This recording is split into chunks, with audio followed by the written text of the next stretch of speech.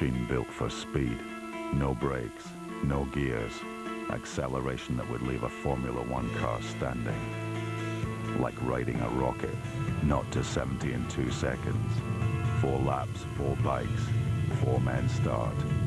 60 seconds of pure intensity. The minute of a lifetime. For those that choose to race must not only reflexes. Men ride on the thin line between triumph and disaster, knowing each and every second can become an everlasting moment. Today that race starts afresh. 24 riders, young hopefuls and world champions. Around and around they go, in a constant charge for the finish line, making instant decisions at blinding speeds. A race against time, a race against man. A fraction of a second separating the invigoration of victory from the sheer desolation of defeat.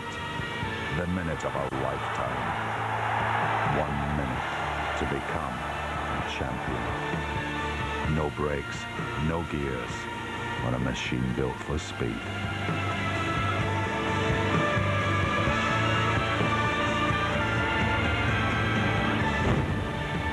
Welcome to the Millennium Stadium in Cardiff. It's been the venue for countless sporting epics, and tonight is the turn of the Speedway Grand Prix. They've come on foot, by bike, car and coach, by boat and plane, some even by helicopter, but they all have one thing in common: they simply must feel the atmosphere of this unique occasion. We're live at the biggest and most prestigious Grand Prix of the year. This is the British Speedway Grand Prix.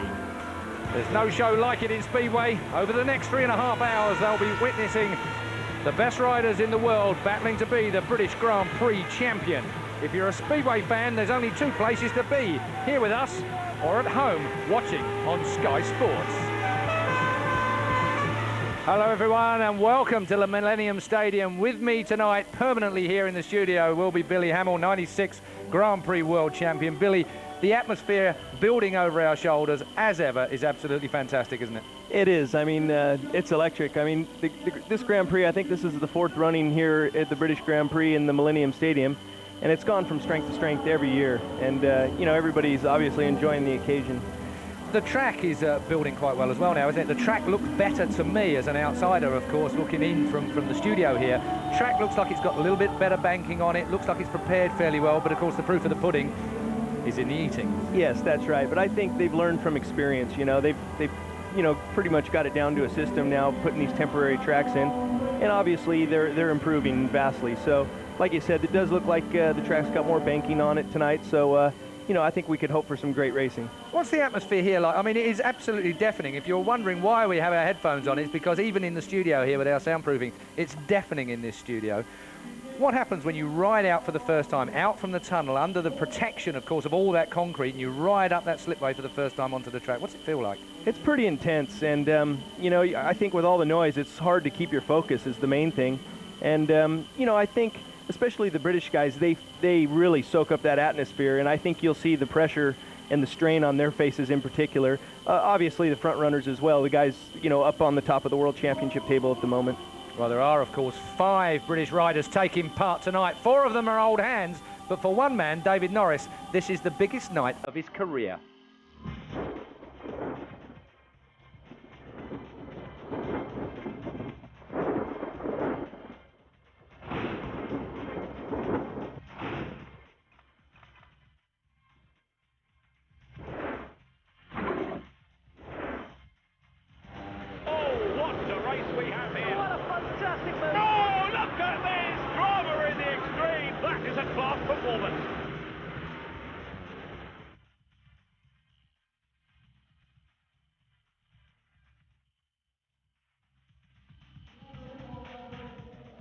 Well, of course, I did say we've got it covered from every angle here at the Millennium Stadium. Jonathan Green is in pit lane, as is Sophie Blake, of course. Good evening, ladies and gentlemen. Very pleasant evening indeed. Sophie, I don't know whether you're going to be able to hear yourself think down there tonight. It's hard, I can tell you. The noise is just unbelievable down here. And what about those Brits? Of course, we've got 4 that have been Grand Prix riders many times in the past, but David Norris, what a night for him. It's going to be incredible for them, all of them. I've actually got Chris Louis, Scott Nichols and Mark Lauren with me now, and when these guys walked out, the cheer already was just unbelievable. I've got to say, what does it feel like to come out, hear that noise, see flags with your name on all over?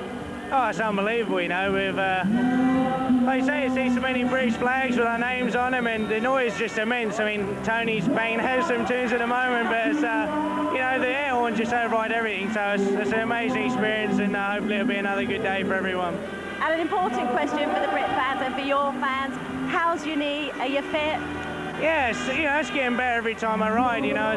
It's not 100% yet, but I feel a lot better than I did, you know, a couple of weeks ago. So practice went okay, and yeah, I'm up for a good one. So I'll just give 110% and see how we go. Chris, Mr. Wildcard tonight, were you expecting that? No, I mean, this time last year when I was here watching the meeting, I didn't even expect to be racing Speedway this year. So to be racing and to be the wildcard at Cardiff is unbelievable. I just can't wait to get going. Well, it's been a few years since you've appeared in a Grand Prix. What better one to actually come back into? That's right. I mean, this is the pinnacle of the sport. This is as good as it gets, Cardiff. The crowd here are just unbelievable. I mean, the whole town's been buzzing all day, and you know, all the Brits had a good practice yesterday. Everyone's happy with the track, so it should be a really good night. Excellent. Best of luck to you, Chris. Thank you. And finally, Mark, how are you? I'm very well. How did it feel for you to come out and see your name on all these flags and everyone cheering like mad? Yeah, it's great, you know, you just want to go out and do your best for them.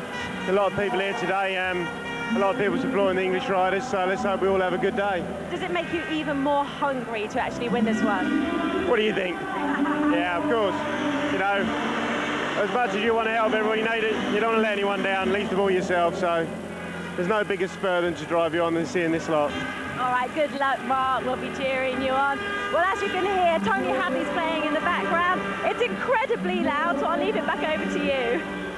Thanks very much, Sophie. Well, I'll tell you what, it's loud enough up here in the gods, I can tell you that for nothing. Now then, this is, of course, round 4 of the Speedway Grand Prix Series.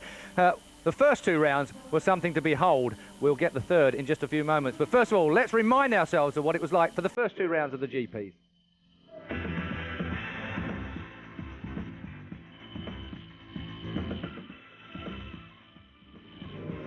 Mark Aranda round the outside.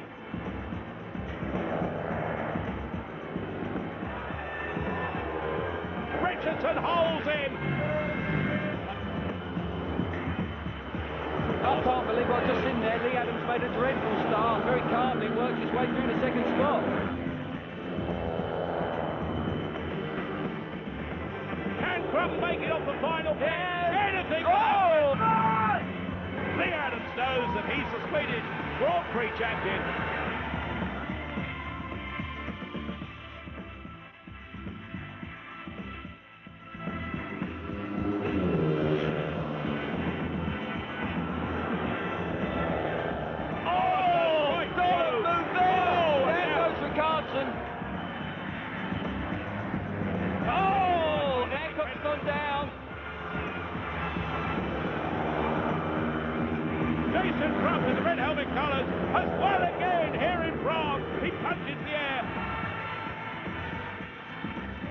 Nice line in goggles there as well. He's got it covered, hasn't he, Jason Crump, in that one? He wore the goggles even to stop the champagne getting in his eyes. But I think the intensity this year at Grand Prix level, Billy, is even greater than it's been in previous years. The riders seem to be prepared to do just about whatever it takes at this point now. Yeah, you know, I think right now the Grand Prix in particular are going through a little bit of a changing of the guard. And you've got the veterans that have been in there for a while, the Tony Richardsons, Jason Crumps, Mark Lorams, Greg Hancock.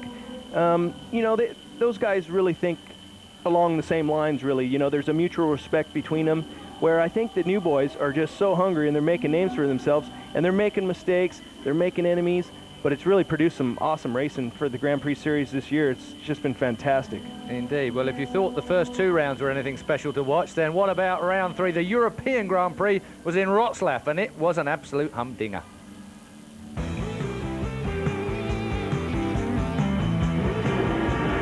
Good evening, a beautiful sunny evening in Wrocław, big pacey track here, packed house in the Olympic Stadium Wrocław, and it's welcome back to Scott on the Grand Prix scene.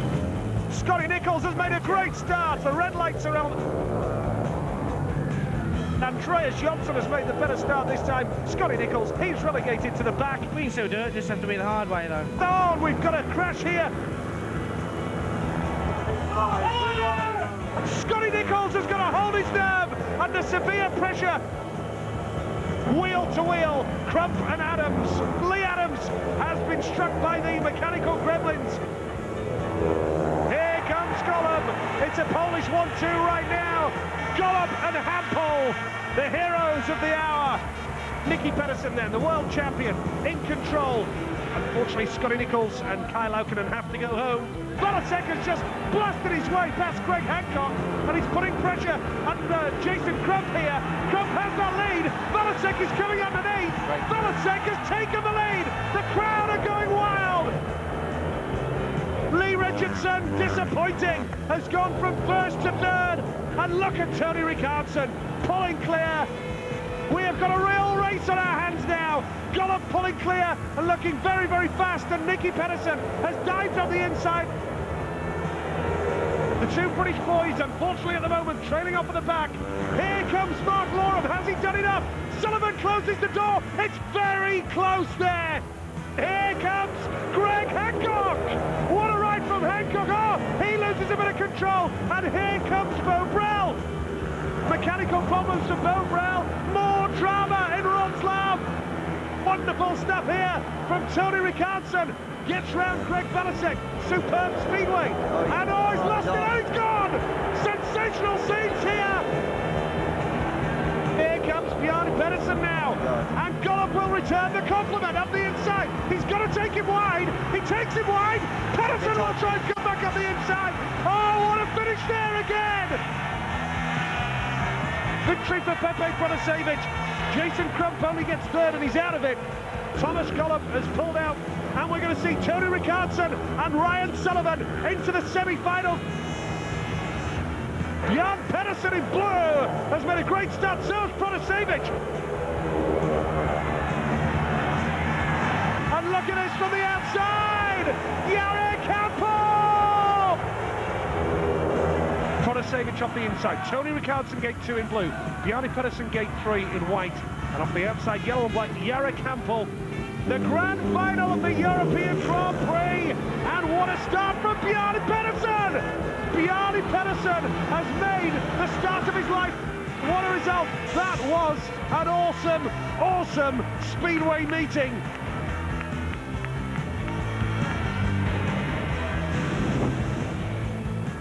What a night it was. Tony Richardson, though, leads the championship now by 1 point. Not won a Grand Prix yet, though. Jason Crump and Lee Adams have, and they are on 53 and 49 points, respectively. Garrick Hempel, what a great Polish up-and-coming star. He's going to be on 43 points. Watch him go tonight. Donnie Petterson, the 2004 Danish champion, winning his first Grand Prix there as well. In 5th place overall at the moment. Thomas Gollum, Niki Petterson and Ryan Sullivan round out our top 8.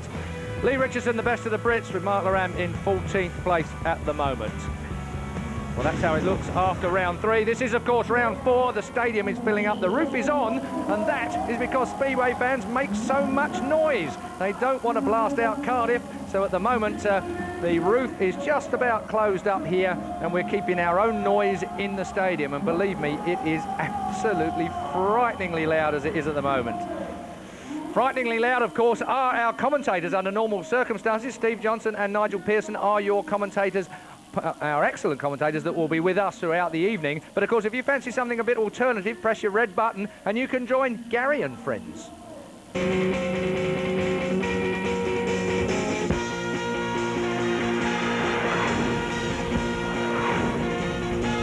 Hello, everybody.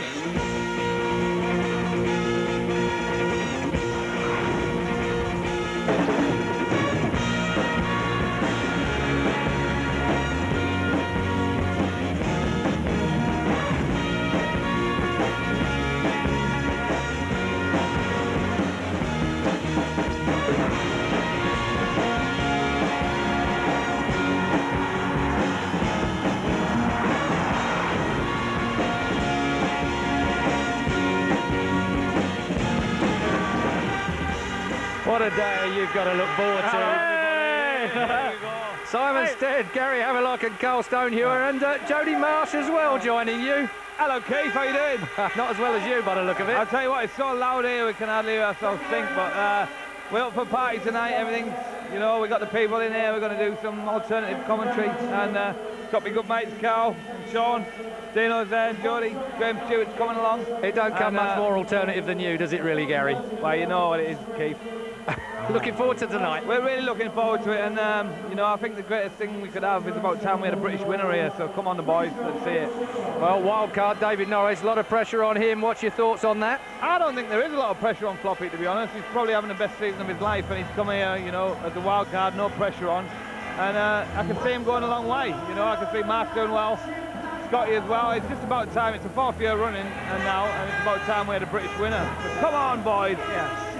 Well, we'll catch up with you guys later on, of course. Remember, Fan Zone is where you can alternatively listen to our commentary here from the Millennium Stadium live. Big crowds then at the Millennium Stadium, still coming through the gate at the moment. Of course, well, it's been a while since we've had a British winner.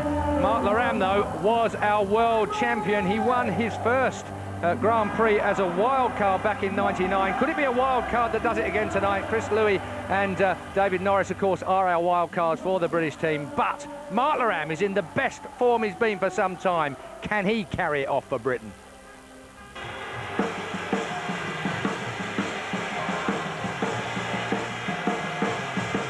Well, well, well, is this Mark Laram at his World Championship best?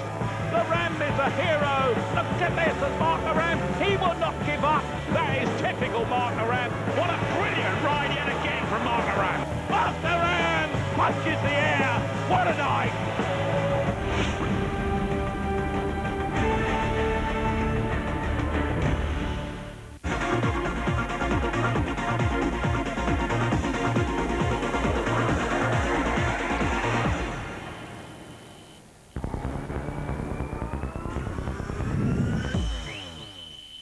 The Saturday premiere, sponsored by Cherry Coke. A bumbling special agent. I was just a regular agent until a couple of weeks ago. A civilian with an outsized ego. Man will be 009.5. He has a little innuendo. A bunch of super smart spy gadgets. I see me looking at you, looking at me, and I see me. The perfect formula for the messiest mission ever. Owen Wilson, Eddie Murphy. I Spy, tonight at 8 and 10 on Sky Movies.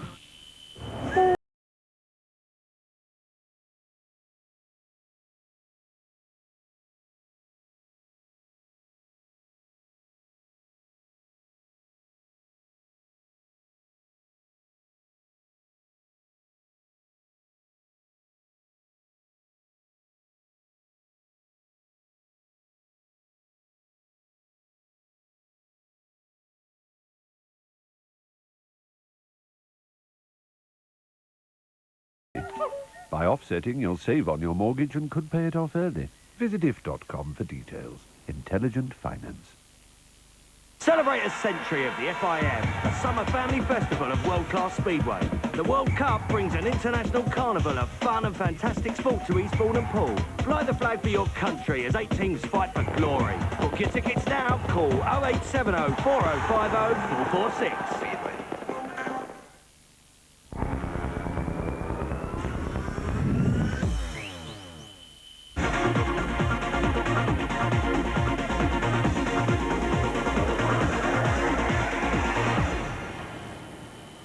Well, the preliminary build-up here at the Millennium Stadium is going at some pace out on the centre green.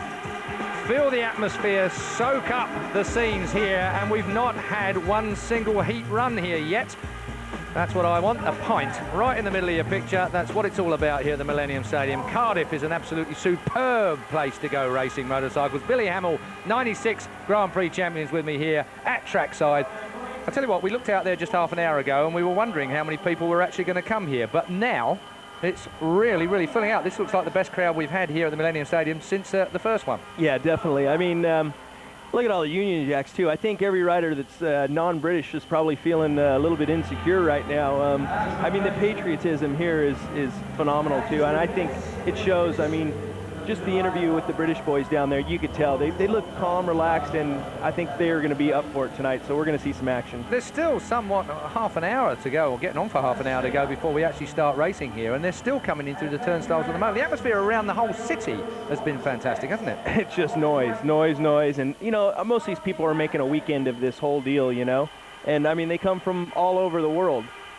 Especially for this event, you know, this has definitely been, you know, it's the earmark of the whole season, really, as far as Grand Prix are concerned. Well, this is the showcase. This is the British Grand Prix. It's the best in the business, and this could be why. Oh,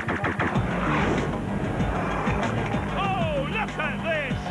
Craig Boyce is surely the cruiserweight champion of Australia. He has laid out Thomas Gollop. Greg Hancock is going to become the first ever British champion. Takes the checkered flag, salutes the crowd. Crump is in front. The World Under-21 champion last year, Jason Crump, in the blue helmet colours, has the Grand Prix in his beckoning. Look at that land. Brian Anderson of Denmark is going to be on top of the roster tonight. Brian Anderson takes the Grand Prix title. This is the grand finale. A magnificent ride from that man, Jason Crump. What a night he's had. But Gollop has packed up again. I don't know what he's waving at the crowd. Thomas Gollop is out of this one. There's going to be controversy here. The yellow light was on. That's why he shut off. Heat 23 will be rerun. Yellow's not stop, red is stop, yellow is not stop. It's nothing to do with that. Red is stop, green is go. Let's use decision is we leave the heat as it was, okay? And we go to the final, okay? Yeah, big to the final. Okay. Tony Richardson takes the checkered flag and 25 Grand Prix points. A night of action, a night of controversy, a night of tremendous speedway. Dugard picks it up and goes all the way round the outside. A brilliant ride by Martin Dugard. Martin Dugard wins the British Grand Prix. A wild card allows the crowd to go wild.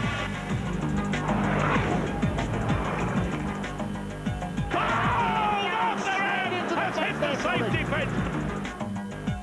Tony Richardson is the British Grand Prix champion.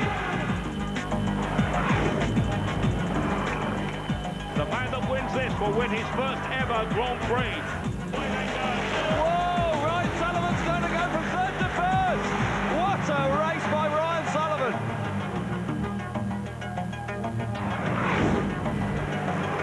That was tough between Gollop and Petterson. They touched as they went into the first turn. Thomas, you're out of the Grand Prix. Come on, you've got to talk to us, mate. No, it's not going to happen. Sorry, guys. Niki Petterson, the 26-year-old Dane, is going to win this one. Niki Petterson takes it. And tonight we've 5 great British riders, of course, but this is the roll of honour for the British Grand Prix. Niki Petterson last year, the controversial Super Niki. Ryan Sullivan, Tony Richardson, Martin Dugard as a wild card. The only British rider to win the British Grand Prix. Jason Crump has done it a couple of times. Richardson's done it a couple of times. Greg Hancock back in '95. Greg Hancock's looking good at this moment in time as well. Now then, down in pit lane, of course, is Jonathan Green, waiting for us to get to him. Jonathan, good to see you. I've got to say, with the atmosphere here at the moment, David Norris has a wild card, his first ever British Grand Prix, his first ever Grand Prix, in fact. How tough is that going to be for him? Keith, I can't overestimate just how hard it is going to be for him. The atmosphere down here is gladiatorial. It's like the calm before the storm. It's so quiet down here. I can feel the butterflies for these guys. They're about to be thrown into the maelstrom of that noise and all the other guys. I'm right here at the very back with David Norris, and it's no overstatement to say this is the biggest night of his career. I'm not going to talk to him for long, but I just want a quick word. Dave, this is big. How are you going to enjoy it? Yeah, I mean, suddenly it's got a bit tense all of a sudden, but I've been enjoying it up until now, and my big priorities, first 2 races are going to be the hardest, and off the outside gates, track's going to be slick. There's quite a lot of loose material out there, so we're going to get covered. I've got to make a good start, but I've got a good team behind me, and I'm going to give my best shot. Give it your best shot. best of British to you and best of luck. Come with me, because I want to get down before the riders come out. And like I said, the atmosphere is unbelievable down here. It's so quiet. They're just revving their engines. There's Michael Mann just having a quick look at his engine. Let's see who else is around. Just see Lee Adams out of the corner of my eye, just walking. Let's see if we can have a word with him. There's Andreas Johnson. Let's have a quick word with him. Andreas, obviously a very tough time for you just before you go out into your first heat. How do you feel? Very good. Just been going through the first heat in my mind and that, so I feel really confident at the moment. How's the track? What's the gearing? You know, it looks very smooth and slick out there, so it'll probably be similar to the practice yesterday. Good. Best of luck to you. Andreas Johnson, of course, one of the favourites from Sweden. Talked to some of the riders earlier. They said the gearing is a bit lower, and the track conditions have changed slightly from yesterday. It's actually faster, which is probably a good thing, but it'll probably change as the night goes on. Quick word with Garrick Hempel, former world champion. Greg Hancock, how are you, mate? I feel really good. Excited about this one. Everybody does get excited about this one, but you seem able to keep cool. You've seen it all before. Yeah, I feel pretty good. It's a track I know, you know, and probably one of the closest places to home. Fair enough. Well, listen, best of luck to you, the top American, former world champion. I did see Tony Richardson earlier, but he's disappeared. There's Thomas Scott. How are you, Thomas, back tonight? Lovely. It's a good track. I think today's first two hits is very interesting for me. No repeat of last year. We want you out there winning, right? Winning first two hits is winning is happy. There you go. Last year he wouldn't talk to me. Well, for now he is talking to me. Come with me because the rider's out. There's Tony Richardson. Tony, how about tonight? Yeah, looking great. You know, got a good crowd here. Everything's pumped up. I'm ready. Time for a win. Sorry? Time for a win. I sure hope so. I hope they've been doing that for the first 3 ones, but yeah, I hope so. All right, well, listen, come with me because the really important thing about this whole mentality between these guys, just got to avoid a couple of motorbikes, is that they come from there, they're waiting at the moment, heart beating, trying to think about what they're going to do, and in a few moments' time, they're going to come out to this. This is one of the biggest nights in motorsport and one of the biggest weekends. You've got Le Mans, you've got the Canadian Grand Prix, there's motorbike racing, but you won't beat this atmosphere here at the Millennium Stadium. It's absolutely huge here. And I tell you what, I don't fancy being a rider tonight because my heart is beating for these guys. It's going to be, definitely without doubt, a real bitter-sweet symphony of colour and noise, Keith. Back to you. Thank you very much, Jonathan. I'm amazed that he will be able to hear anything when we get him down there. But we will be going down to Sophie and, of course, Jonathan throughout. We're going to take a very short break because the build-up is continuing at the Millennium Stadium here in Cardiff at the minute. It's all very, very, very nerve-wracking, I have to tell you. We'll take a short break now. We'll be back in just a couple of minutes.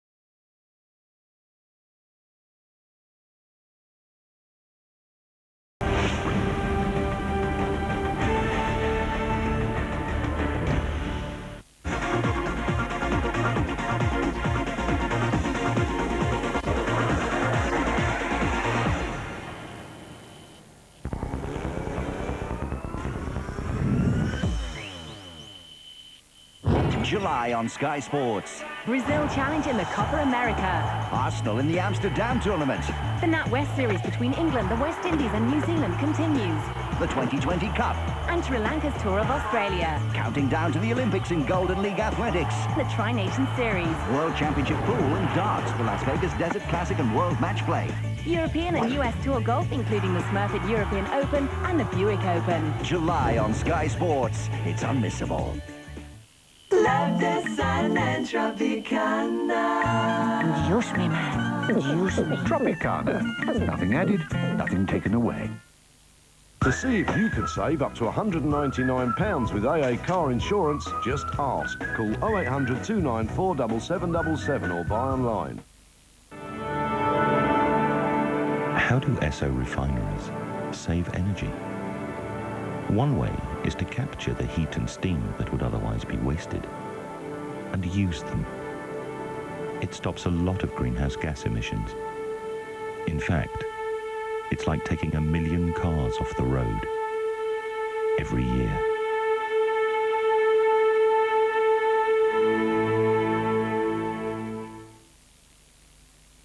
Miracle Grow Shake and Feed Slow Release Plant Food feeds plants for up to 3 months. Brilliant! Make your own miracles.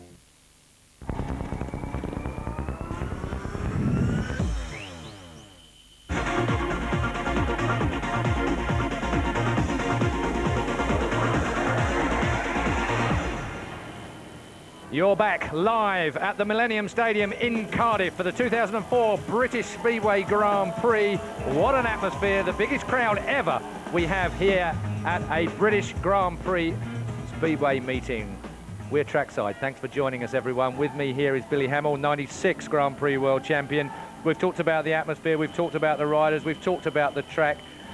What kind of upsets can we have from this type of Grand Prix, from this kind of race meeting? What is going to be the surprise? We had Martin Dugard as a wildcard rider back in Coventry. I remember, I won a lot of money on that, I seem to remember, when Martin came in as a wildcard and won the Grand Prix. It was unheard of at that particular point. Mark Loram has won a Grand Prix at a wildcard level. Can David Norris, for his first ever time, let me throw the thing straight in there. Can David Norris, first ever Grand Prix, first wildcard here at the British Grand Prix, can he do it? Can he go out there and perform to that level? He only gave up his job last year. Yeah, I mean, I haven't seen David Norris ride this year, but personally, I know I think he's 4th in the British League averages at the moment. I mean, that's remarkable for him. And don't forget, he's rode with Martin Dugard, the only British winner of a British Grand Prix. He's rode with him for many, many years. They're good buddies, so I'm sure he's been chewing on Martin's ear. So it'll be interesting to see if he could put some of that ingenuity to work. Ingenuity will be what it takes, of course, to win a British Grand Prix. Well, one man who managed it last year, he is controversial. He is a defending world champion. The man who won in 2003 was Super Niki Petterson.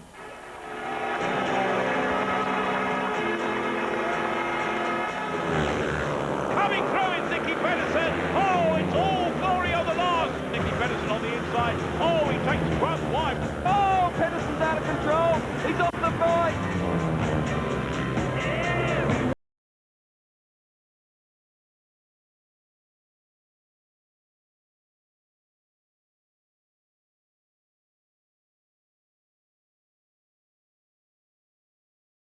Petterson goes inside front. Oh, Petterson involved again. Got off into the fence. Who will take the blame for that one? Oh, Hancock's gone down. The world champion is Niki Petterson.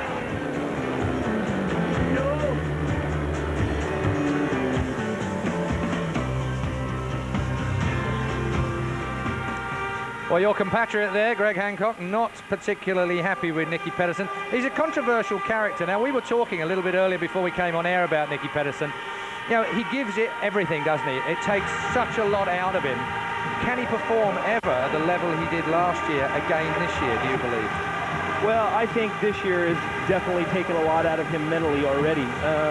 You know, he rides with so much passion. I think, you know, that in itself takes a heck of a lot out of you as a person. So whether he can do it again, it remains to be seen. You know, if his character can hold up to that. He's always been controversial. I mean, ever since I've known the guy, he's been controversial. I ride with him in Sweden. He's a controversial teammate. He's you know, the guy is just, he loves it, you know, and I think he thrives on it.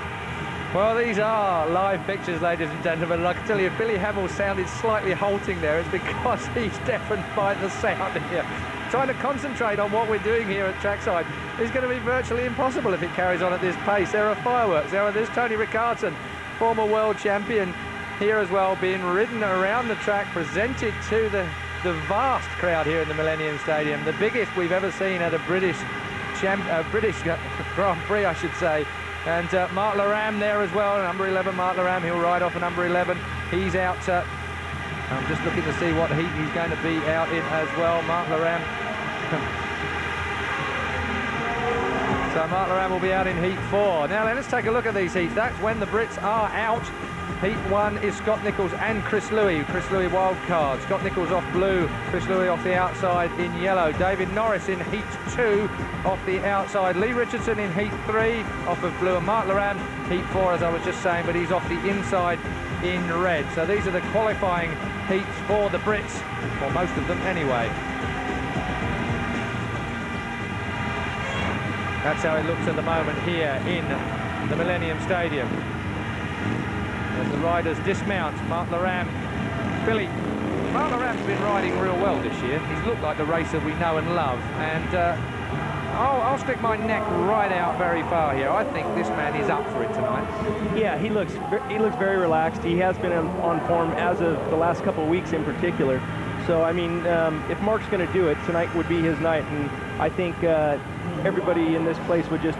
nobody wants to see that more than these 50,000 people stacked in here. Well, I remember the party, the after-show party last year with Niki Petterson. He was on the stage dancing, he was singing. I'd never seen a man party quite like it. Apart from an American, of course, they know how to party, don't they? Maybe, I mean, let's go to Greg. I mean, Greg Hancock's looked very good this year. He's, you know, obviously a former teammate of yours. I mean, like Greg Hancock, he's looked like he's resurgent again during 2004. Yeah, absolutely. I mean, he's worked very hard in the off-season on his machinery. And Greg is known for a good gaiter. And really on these, you know, worn-off tracks, the gait obviously is very important. Important indeed. That's Chris Louis, of course. And this really is an important moment. It is the national anthem.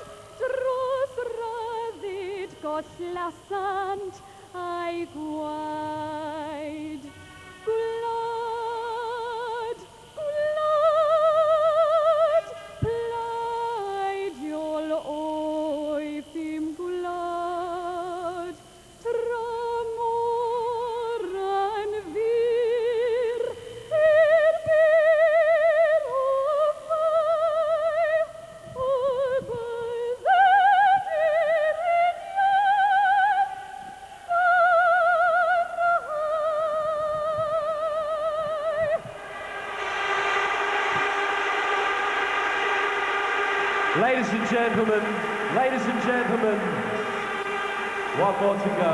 Please remain standing and join in with the national anthem.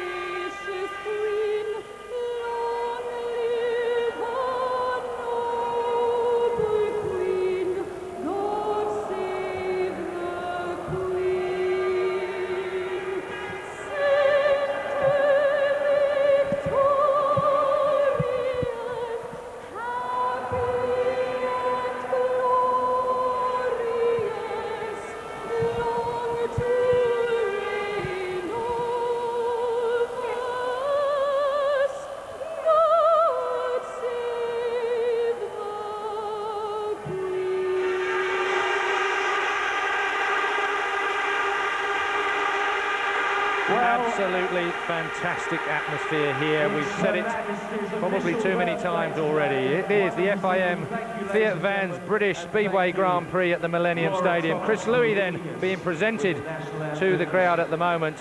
Alongside him, David Norris, his first ever Grand Prix, and this one really, Billy Hamill. I cannot imagine what...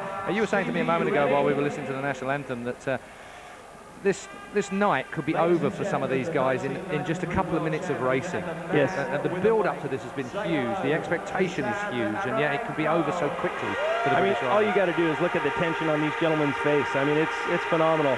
And the fear of knowing that your Grand Prix could be over in less than 2 minutes, 2 races, you're loading up, you're going home. That fear alone is a huge motivational factor. Well, the first of the British Lions to face that is, of course, Scott Nichols and Chris Louis, a wild card. They will be out in Heat 1. Chris Louis being presented to the crowd now. A great opportunity for Chris. He is a little bit of a veteran regarding Grand Prix. Finished second, I think, in the British Grand Prix back in, I can't remember what year, my memory's not that good, but this man's got it all to do, really. His first opportunity in front of a British crowd. He only packed up his full-time job at the end of last year, believe it or not, and certainly his results, as you've already said, in the British Elite League series here has really picked up tremendously. And fourth in the standings, the individual standards now then, Garrick Hempel. Yeah, Poland, superb. Unbelievable. This kid has really come on leaps and bounds. This year in particular, he's been a huge surprise packet, and I don't think it'll be too much longer before we see this kid win a Grand Prix. Indeed, he has been rather special indeed. Jesper beat Jensen now. One or two missed opportunities for Jesper. He's looked better than he's actually ended up in some of these Grand Prix, I feel. Yeah, I mean, inexperience is really Jesper's biggest factor at the moment, though. I mean, he started off relatively well in his first Grand Prix, but he really hasn't come to grips with it since then. So, you know, I think this Grand Prix would be a turnaround factor for him. One of the Drimmel brothers, Alice Drimmel, then from the Czech Republic, being presented to the crowd. Polite applause for Alice. Now, Kai Laukkanen. You know what? Finland's, you know, great white hope, basically. He's the only Finnish rider in there. He's under a lot of pressure, and I know he's put a lot of pressure on himself this season. You know, Finland, he's got the whole country backing him, and with that comes added pressure. Indeed. From the Czech Republic, Bobrahel. This guy, he's like the $6 million man. I don't know how old he is, but just look at the fitness on the guy. He looks like a 17, 18-year-old kid still. And he can still perform as well. I think that Bobrahel, I mean, he's another one that could enter mind. There's so many, aren't there? At this level, they are all classy riders. I mean, he could come up with something pretty useful. He's got very good equipment. You know, he works hard with Jawa. Another interesting young man, Hans Andersen now. He's one for the future, isn't he? Yeah, definitely. I think he saw Niki Petterson succeed the way Niki Petterson succeeded last year, and Hans Andersen is basically following in his footsteps. And, you know, again, with that comes controversy. Indeed, plenty of it. Now then, Lee Richardson, another one of the pride of Lions that we have here. Lee Richardson, a little bit of tension on his face. You can't blame him for that. He is very nervous right now, but you got to remember, track record holder from last year. I didn't remember that. No, that's why you're here. Thank you very much, Billy. Track record holder, that probably adds even more pressure to it. Of course, they've taken the track out and brought it back in since then. Donnie Pettersen, the 2004 Danish champion, beat Niki Petterson to that mark this year and won his first Grand Prix last time out. I mean, that was a superb ride from this fella.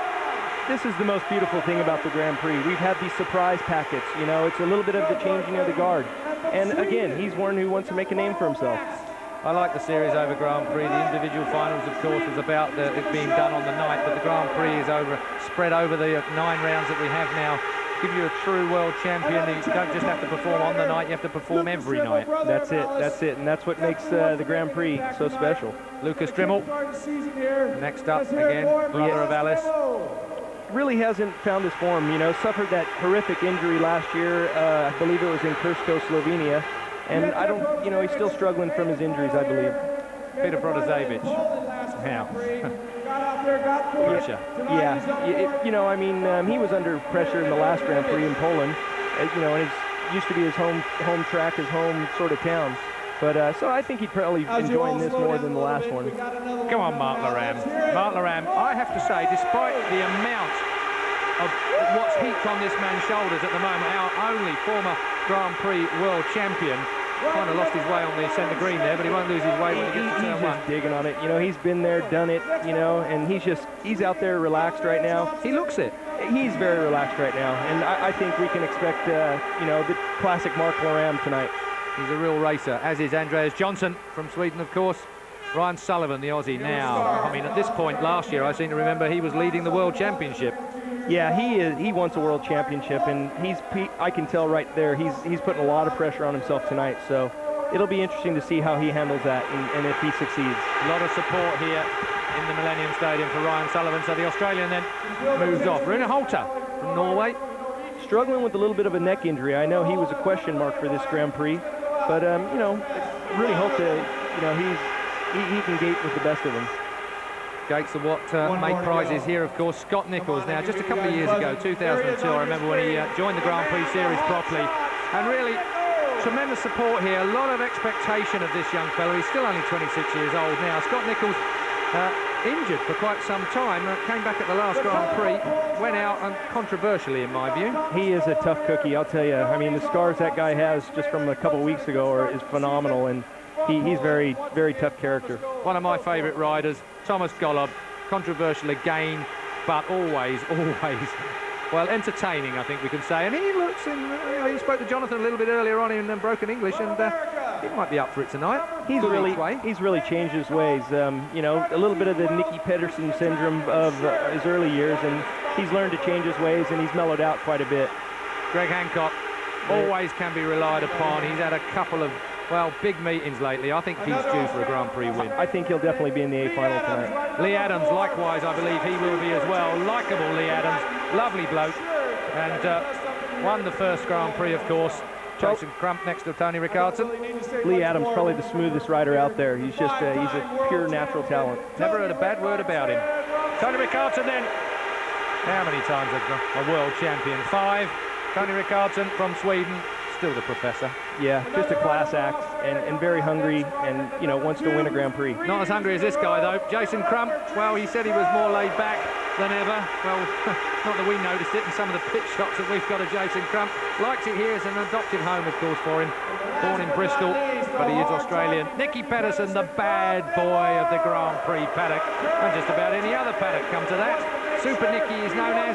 Is he going to be able to hold it together this year? He is the defending world champion, of course, but the Dane has been beaten to the Danish Championship by Donnie Petterson, who will beat him to the World Championship this year. It's always difficult defending, isn't it? It is. It's extremely difficult defending. And, I mean, the thing about Niki is he brings so much flair to the Grand Prix. I mean, you can't deny that. Like Thomas Golub, I think these characters are well worthy of being in the Grand Prix. He's fast, he's controversial, he'll do whatever it takes to try and win. Fantastic. Absolutely. From a racer's point of view, they're not always your favorite guys to race against. But here we are sitting in the commentary box tonight, and I think, you know, they're definitely a credit to our sport, both of them.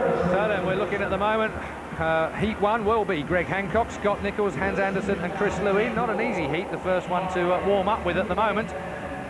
And we're looking at Chris Louis. He's coming off the outside as a wild card. We've got a lot of stats here that we can get through as well, especially from last year's British Grand Prix, I seem to remember. The Millennium Stadium, the Grand Prix in 2002 was won from the outside gate, but only 13% of races since we've had the 3 years in here. This is the 4th year, of course, in the Millennium Stadium. Only 13% of the finals have been won off the outside. Stats and speedway go hand in hand. There's Scott Nichols as well. Well, this is how it looks as we enter into round 4 of the FIM Fiat Vans British Speedway Grand Prix at the Millennium Stadium in Cardiff. A huge, actually I have to say that the crowd have quietened right down respectfully now, obviously holding their breath, charging their drinks and getting ready for what is a fantastic event in the Millennium Stadium. There's been so many great sporting occasions here, and this one really has built to a crescendo. Certainly from where we're sat, Billy, a bigger crowd this year than I think we've ever seen here, certainly from Speedway fans' point of view. Yeah, and I believe it's the only event that they allow air horns in here, so you know, I mean, the noise, as you've already heard, is phenomenal, but I think right now we're experiencing the calm before the storm. Well, we are told that that's why the roof has been left just 10 foot open at the top here. The roof is open, but only by a short distance, and that is to keep the noise in. Speedway fans make so much noise. Cardiff obviously isn't ready for us yet. There it is then. Lewis, Anderson, Nichols and Hancock. That will be Heat 1. Well, in the commentary position are, of course, Steve Johnson and Nigel Pearson this evening. I know that both of those gentlemen will have plenty to say, so we'll give them plenty of time to say it. Nigel, good evening. You're going to be absolutely hoarse by the end of this evening. Absolutely, Keith. Yes, good evening. Welcome and looking forward to this one. We've been looking forward to it all week. The atmosphere has been building. The excitement, you have to get carried away with it. You can't help it. And all day today around the city of Cardiff, it's been like a carnival-type atmosphere. Steve Johnston alongside me. Jono, relishing the prospect of this one. Yeah, it's great, mate. I mean, I was lucky enough to be involved in the one in Australia. And for me, that was mega. But being here yesterday at practice and walking around the town today, and the feeling here is just unbelievable. There's so much atmosphere. Unless you're here, you can't feel it. The noise is deafening here in the Millennium Stadium. It has to be the biggest crowd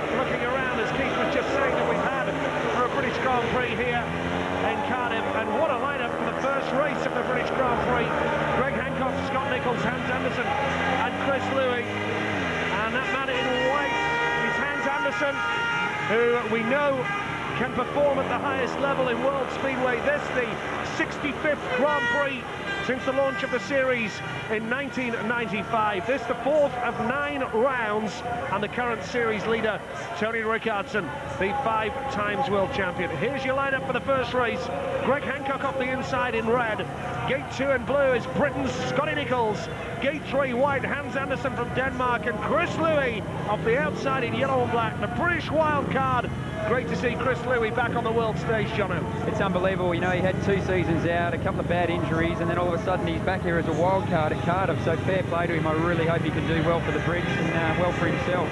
I would, looking at it down there at the start line, I had to walk around the track, and it's as flat as a tack. It's beautiful at the moment. It's the same from the inside to the outside. It's, I think, the best track they've prepared here ever yet, and I'd say the fast gating Greg Hancock's going to be pretty swift off the inside, so we'll see what happens.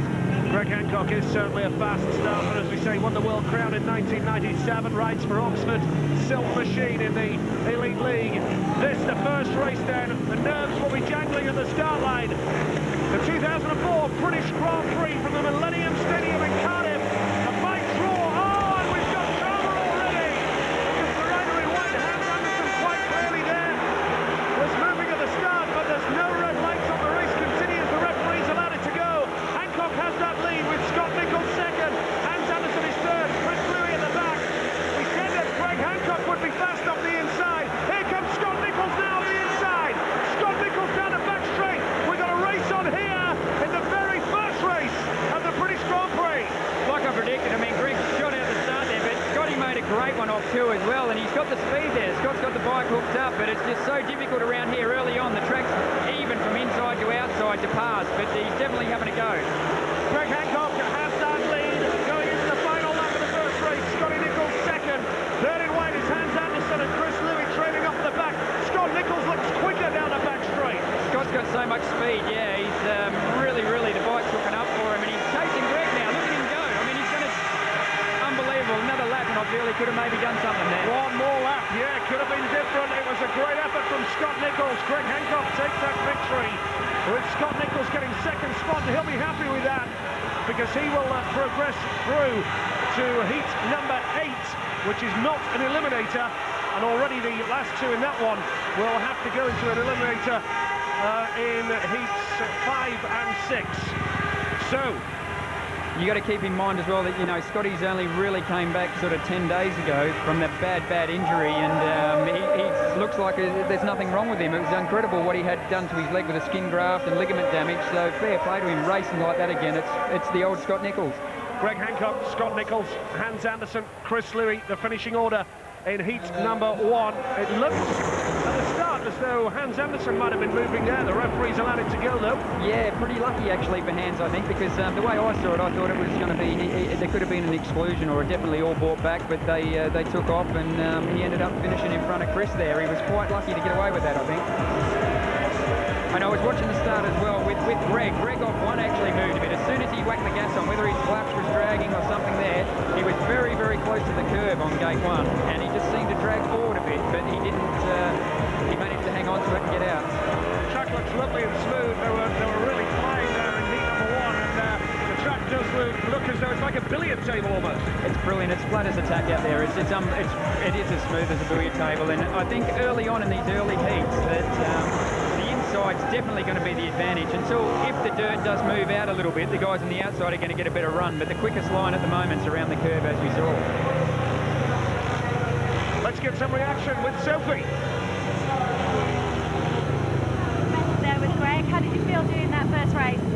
Yeah, I felt pretty good. The track is very much around the inside at the moment. There's no dirt built up, and the first race is always difficult, but I felt like I made a good start. Just didn't quite have enough to get across Greg, but a win would have been better. But at least it was a first or a second. So we march on, and hopefully we can keep up with some good performance. Well, the guys said you look like the Scott Nichols of old out there. What's that? Sorry? They said you look like the Scott Nichols of old out there. Yeah, I felt much better. I think the crowd, the adrenaline's pumping, and the leg is getting better. And like I said, I feel better, but hopefully I can pull a little bit out of the bag that I didn't think I had there. Feeling confident for your next race? I'm feeling pretty good, so yeah, we'll go out there, and every race is a challenge, and want to make the final, want to win it, so. Well, you're looking good. Stick with it. Thanks, guys. Heat number 2 it is then. Here we go with Thomas Gollum in red, Bo Grell in blue, Kyle Lambert in gate 3, and David Norris, the British wildcard on the outside. But Thomas Gollum makes the trap. Here comes David Norris, the apex of the turn, taken out wide by Thomas Gollum, and then diving up the inside. Kyle Lambert and Norris has third. He'll cut up the inside. Here comes David Norris trying to find that second spot. He's done it. That is a great ride from David Norris of Great Britain, and he's won, and here it comes now under Thomas Gollum. What a race we've got here in Heat 2. What a great ride by Floppy. You know, he's not happy with second. He's up there in front. He's past Thomas Gollum, which is a pretty mean feat, and the guy's got it on. He's really got the bike hooked up. It's unbelievable. I didn't expect that to happen off gate 4. Where on earth did David Norris get that from? That was awesome. The fans are going absolutely crazy here. David Norris on his Grand Prix debut and his British Grand Prix bow. He's not let the nerves get to him. He listens to the crowd. David Norris of Great Britain makes the winning start to the British Grand Prix, and he is absolutely delighted with that. He's passed Thomas Gollum. He went to third, he went to second, he went to first, and already in this British Grand Prix we are seeing some fantastic speedway. That's brilliant off Floppy. You know, here's me saying the inside. You got Thomas Gollum, who can be so ruthless off one, and I thought off he goes, and Floppy just kept it going. I mean, he really wants it. This is his big chance. It's his first Grand Prix, and the boy delivered the goods. It was a brilliant ride. We're wrapped up here.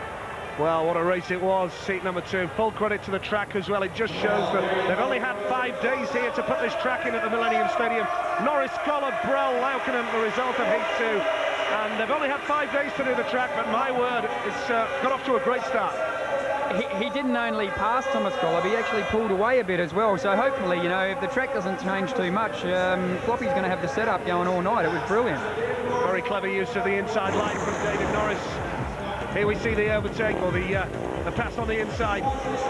Yeah, well, he only came up next to him as well, you know, like when he came up next to him down the back straight, he kept it running, he didn't back off. Gollum was there, and just Floppy went all the way, didn't back off. It was a brilliant ride. He actually had his front wheel over the curve. Let's get some reaction to that with Jonathan Green. Yeah, I'm here with David Norris, and well, we all had great expectations. We really wanted you to do well. That was a phenomenal race. I don't know what's going on, mate. I won't be able to tell you till it's over. Just, it's instinct, mate. I don't know what's going on. You came back and you overtook a few people. You look very smooth. How is the track? It's great, and I just don't know what's going on, Greenie. Just something's happened, mate. It's the real David Norris. That's what's going on. Go out and win this. I'll have a go, mate. Good for you. Well done, mate. Thank you, Greenie. Well, that was an interview with a little bit of emotion involved there. David Norris, who's taken his speedway so seriously this year. He's a different man and a different rider. He is. You know, I've been mates with him and known him for a long time, and I've never known him as serious about his speedway as what he is. He's been going really good for Eastbourne, and I think it's brought him along. It's fair play to him. Well, Scott Nichols second in the first race, and David Norris winner of Heat 2. It's not doing too badly so far for Great Britain. Andreas Johnson of Sweden and Coventry off the inside in red. Gate 2 in blue is Lee Richardson, the track record holder here at Cardiff. Lucas Trimmel off Gate 3 in white, and Alice Trimmel off the outside in yellow and black. The Trimmel brothers from the Czech Republic in right for Peterborough, alongside Lee Richardson in the Elite League, and Andreas Johnson from the Coventry Bees. He's off the inside. Heat number 3 it is then. Will it live up to the previous race? A nervous start from Lee Richardson off 2. Johnson makes the start. Andreas Johnson has got the start here, but Lee Richardson has got second spot, and a place in the first 2 of the race at this stage is very important to avoid an eliminator in the early stages of the meeting. Andreas Johnson has the lead then. Second place in blue is Lee Richardson. Third in yellow and black is Alice Trimmel, and his brother Lucas Trimmel trailing off at the back. Don't know about you, John, but it looked like a nervous start off Gate 2 for Lee Richardson there. Yeah, Lee actually moved a little bit. He actually looked like he jumped before the start went, so that may have, muffed his start up a little bit, but he's getting along there well now. You see the Drimmels actually, young Alice Trimmel was trying to go around the outside, but it's not the way forward at the moment. Stay on the inside early on in the meeting, definitely. Johnson then looking very, very comfortable and very assured. And there's going to be a last gasp effort here from Alice Trimmel trying to go around the outside of Lee Richardson in the closing stages. He cut up the inside, and Lee Richardson did well there for that second spot. That is all important. Andreas Johnson, though, backed by plenty of Coventry fans that have made the journey down from the Midlands to be with us here in Cardiff tonight. Great ride from Johnson with Lee Richardson in second spot, and that's important because, as we say, if you finish third or fourth in the first few races, you're through to an eliminator, and the pressure really is on there. Johnson celebrates. It was a good ride from Andreas Johnson. Clean getaway, very clever, fast racing line. And here's confirmation of the result for Heat 3. Andreas Johnson the winner with Lee Richardson second. Alice Trimble got third. Credit to him, it was a good effort. And Lucas Trimble at the back. Alice Trimble tried absolutely everything to close the gap on Lee Richardson. Again, the riders look as though they're really enjoying it out there. Yeah, no, it's really nice to ride. It hasn't chopped up or anything, and let's hope it stays like that. And I think Lee Richardson here, he's a very quick starter like Andreas Johnson, but I think he actually balked himself. He was maybe a bit nervous, first race nerves, and he moved a little bit. Looked like he almost dropped the clutch before the tapes went up, and that possibly hindered his start. Well, definitely hindered his start. Mark Lorham's out in the next one. He's number 4. Great ride from Andreas Johnson there. Very smooth, and the noise here for Mark Lorham in heat number 4. The 2000 World Speedway champion, as we continue to see the silky smooth style of Andreas Johnson. So, very good ride indeed. Just look at that crowd in the background. It really is a fantastic atmosphere here. Heat number 4, Rune Holter there in the yellow helmet. The Norwegian. Michael Max in blue, he's had a testimonial of his British club Wolverhampton just 3 weeks or so ago. Jesper Jensen in white is the lineup.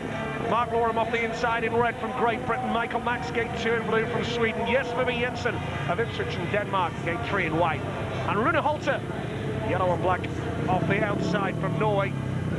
Rune Holter has never signed a contract in Great Britain. Has that surprised you, Jono? Did you expect to see Rune in British Speedway by now? It's surprising unless you talk to Rudy. You know, he's very, very busy. He does the Swedish league, he does the Polish league. He's got that many meetings on. He's busy enough without it, so he's quite happy to not race in the UK. Heat number 4 it is. All the eyes will be on Mark Lorham for Great Britain on the inside in red.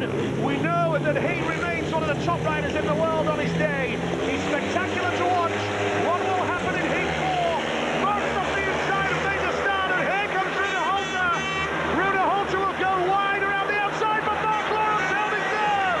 He's held the line, and Mark Lorham of the Arena Essex Hammers has got the lead here for Great Britain. Mark Lorham has the lead into second lap then. Rune Holter is second in yellow and black, third in white. Jesper Jensen under pressure from Michael Max now. Max will go around the outside, try and get the dirt past Jensen. Jensen holds his line. What a battle for third spot here. Max will come again, and he's just missed out there, but what about that Mark Lorham kicking on here, Jono? No, that's perfect. I mean, Mark didn't, he made a jump off one, but then in the first corner he made a really good turn and just shot off there, got the drive down the back straight and shot him away, and he's very comfortable at the moment. Unless he makes a mistake, there's no chance he's going to get past. Mark Lorham looking very, very comfortable, and the fans get off their seats and listen to that noise. It is absolutely deafening. It's louder than the football games that they have here at Cardiff. They have the air horns here and create an absolutely awesome atmosphere, and Mark Lorham will be absolutely thrilled to bits with that result. He's going to come round and take the applause of the 40-odd thousand fans here in the Millennium Stadium this evening. Look at them, they're loving it. It's perfect, mate. The atmosphere here with the people behind the bricks is just unbelievable. They're all stood up here on their chairs and screaming and shouting and blowing their air horns, and it's just really good to see so many people that are so patriotic and behind their home riders. Very patriotic crowd then here at the Millennium Stadium, Cardiff. Let's take a look at the result of Heat 4. Mark Lorham, the winner in red.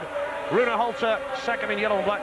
Jesper Jensen, third in white. And Michael Max at the back. 4 races gone now. And, well, Mark Lorham with victory there. We've seen David Norris win heat number 2. So it's going well for the Brits so far, Jono. Really good. I mean, considering Michael Max is a very good gator and very, very good on these small, tight tracks. So I thought he might have had a bit of trouble out of the start. Mark might have had a bit of trouble with Michael Max, but it wasn't a problem for him. So far, so good for the Brits then. And, well, let's hope that they can keep it going. Join us for more Grand Prix Speedway from Cardiff next.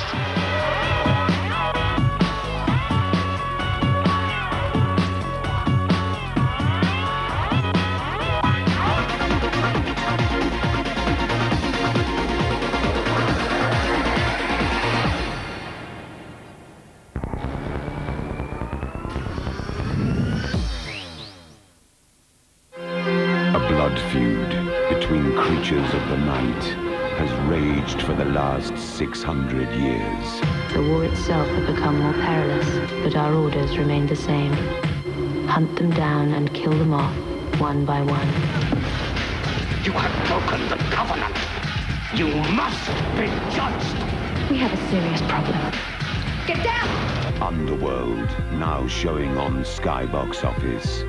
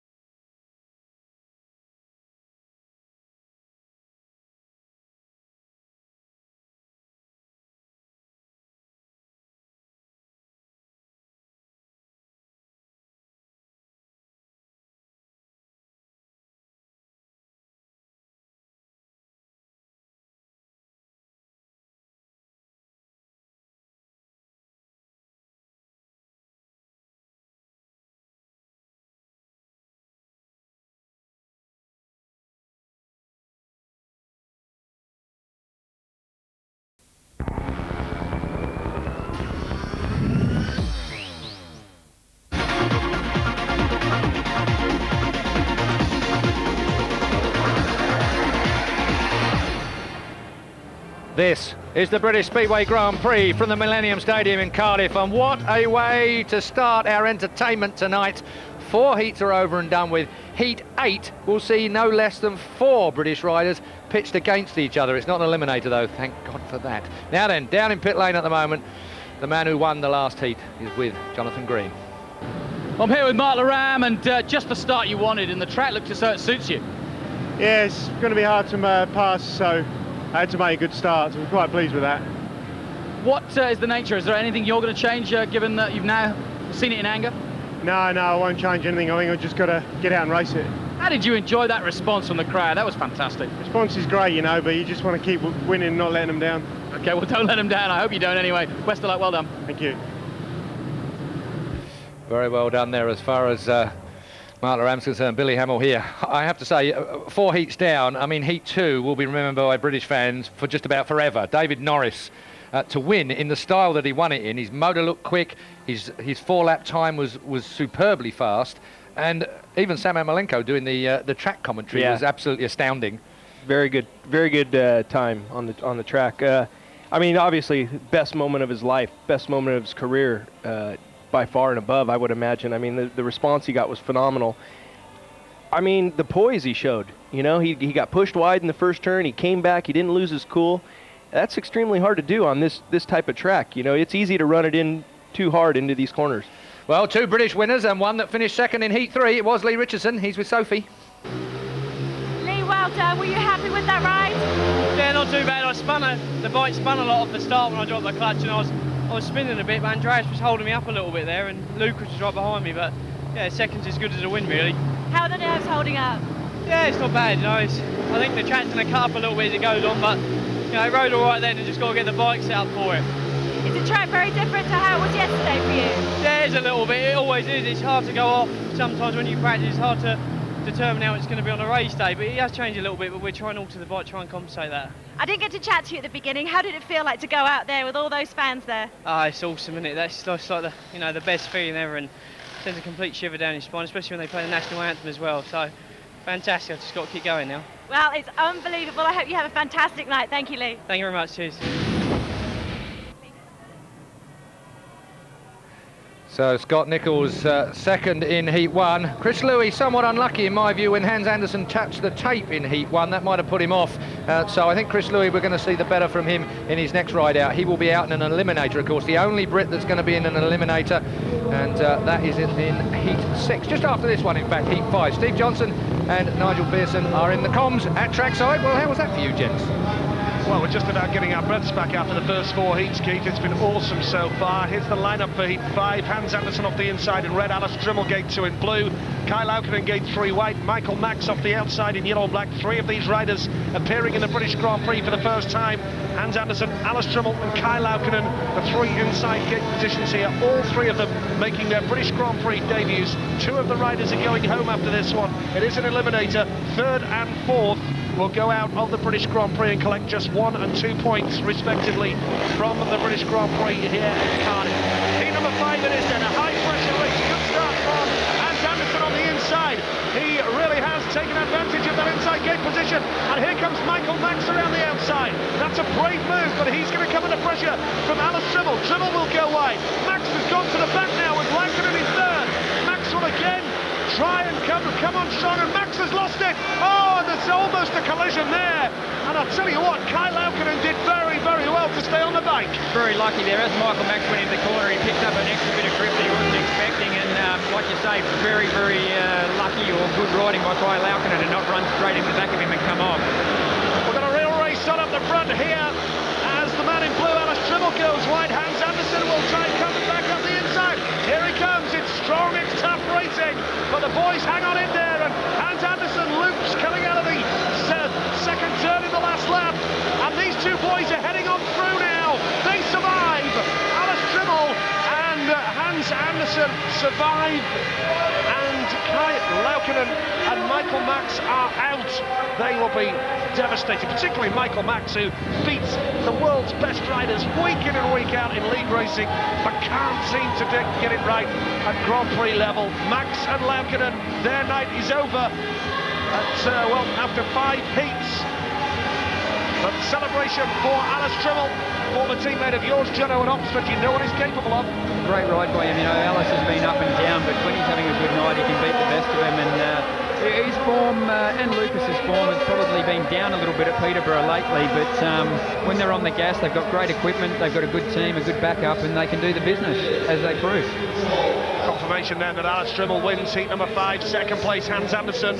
Michael Max is out and gets 2 points. Kyle Laukkanen out and gets 1 point. It's unbelievable too. You know, you can't really realise the pressure that when you go out in the Eliminator to know that you're out in your 2nd ride and you may not be riding again in the night. So I really fancied Michael Max to do something there, even though he was off gate 4. I really thought he could do it, but he just couldn't quite get round there. It was almost a collision later on as well. The boys did well to hang on to the bikes there, didn't they? Yeah, like I say, it was either a good bit of riding or a bit of luck, but it could have been quite nasty there by Laukkanen running straight in the back of Michael Max when he come across the front of him and locked up. Good ride from Hans Andersen and Alice Trimmel as well. They had to do a lot of hard work there. Max is coming on strong again here. Hans Andersen, who, well, we've seen do well on Sky before. Max locking up there, and disappointment for Michael Max there. Heat number 6 is here, and Chris Louis is in this race. We don't want to see Chris eliminated. He's in the white helmet cover. That man in blue is Jesper B. Jensen again. The riders who finished 3rd and 4th here will be out. And Chris Louis off gate 3. Can he survive here, Jono? I hope so, mate. I mean, 3's not particularly the best gate, but he's a clever old fox, you know. He can pop out the start, and I've seen him on some meetings where he's just making starts when no one else is, so hopefully he can pull one of those out. Bo Brell off the inside in red, Jesper B. Jensen off gate 2 in blue. Chris Louis, gate 3 white, and Alice Trimmel, Lucas Trimmel even off the outside in yellow and black. All these Trimmels getting all confused. You're not the first one to confuse them, mate. I rode with them for 3 seasons and I still get them mixed up. Heat number 6 it is. That man is Chris Louis. All British supporters will be rooting for Chris to try and survive this one. Can't emphasise strongly enough the pressure that is on the shoulders of these riders. Chris Louis went into the meeting saying he'd be relaxed with nothing to lose, but he will be desperate to survive here. Yeah, it's easy to say he's relaxed, but when it comes to Eliminator, mate, no one's relaxed. Heat number 6 it is then. The takes ride. Chris has made a good start off 3. No doubt about the leader here, Bo Brell. Second at the moment is Jesper B. Jensen. Here comes Chris Louis down the back straight. Chris is going to go wide into the dirt. This is a good ride from Chris Louis. Bo Brell has the lead, but Chris is hanging on there in that 2nd spot. This would be good enough, and he's up against his Ipswich teammate, yes, Jesper B. Jensen. Like I said early on, the inside's working. Now there's a bit of dirt coming in the outside, and Chris is racing around the outside there. Found a little bit extra just to get into second place, and that's all he needs at the moment. Keep going. It's a very, very clever, intelligent ride from Chris Louis. He's riding the lines to perfection here.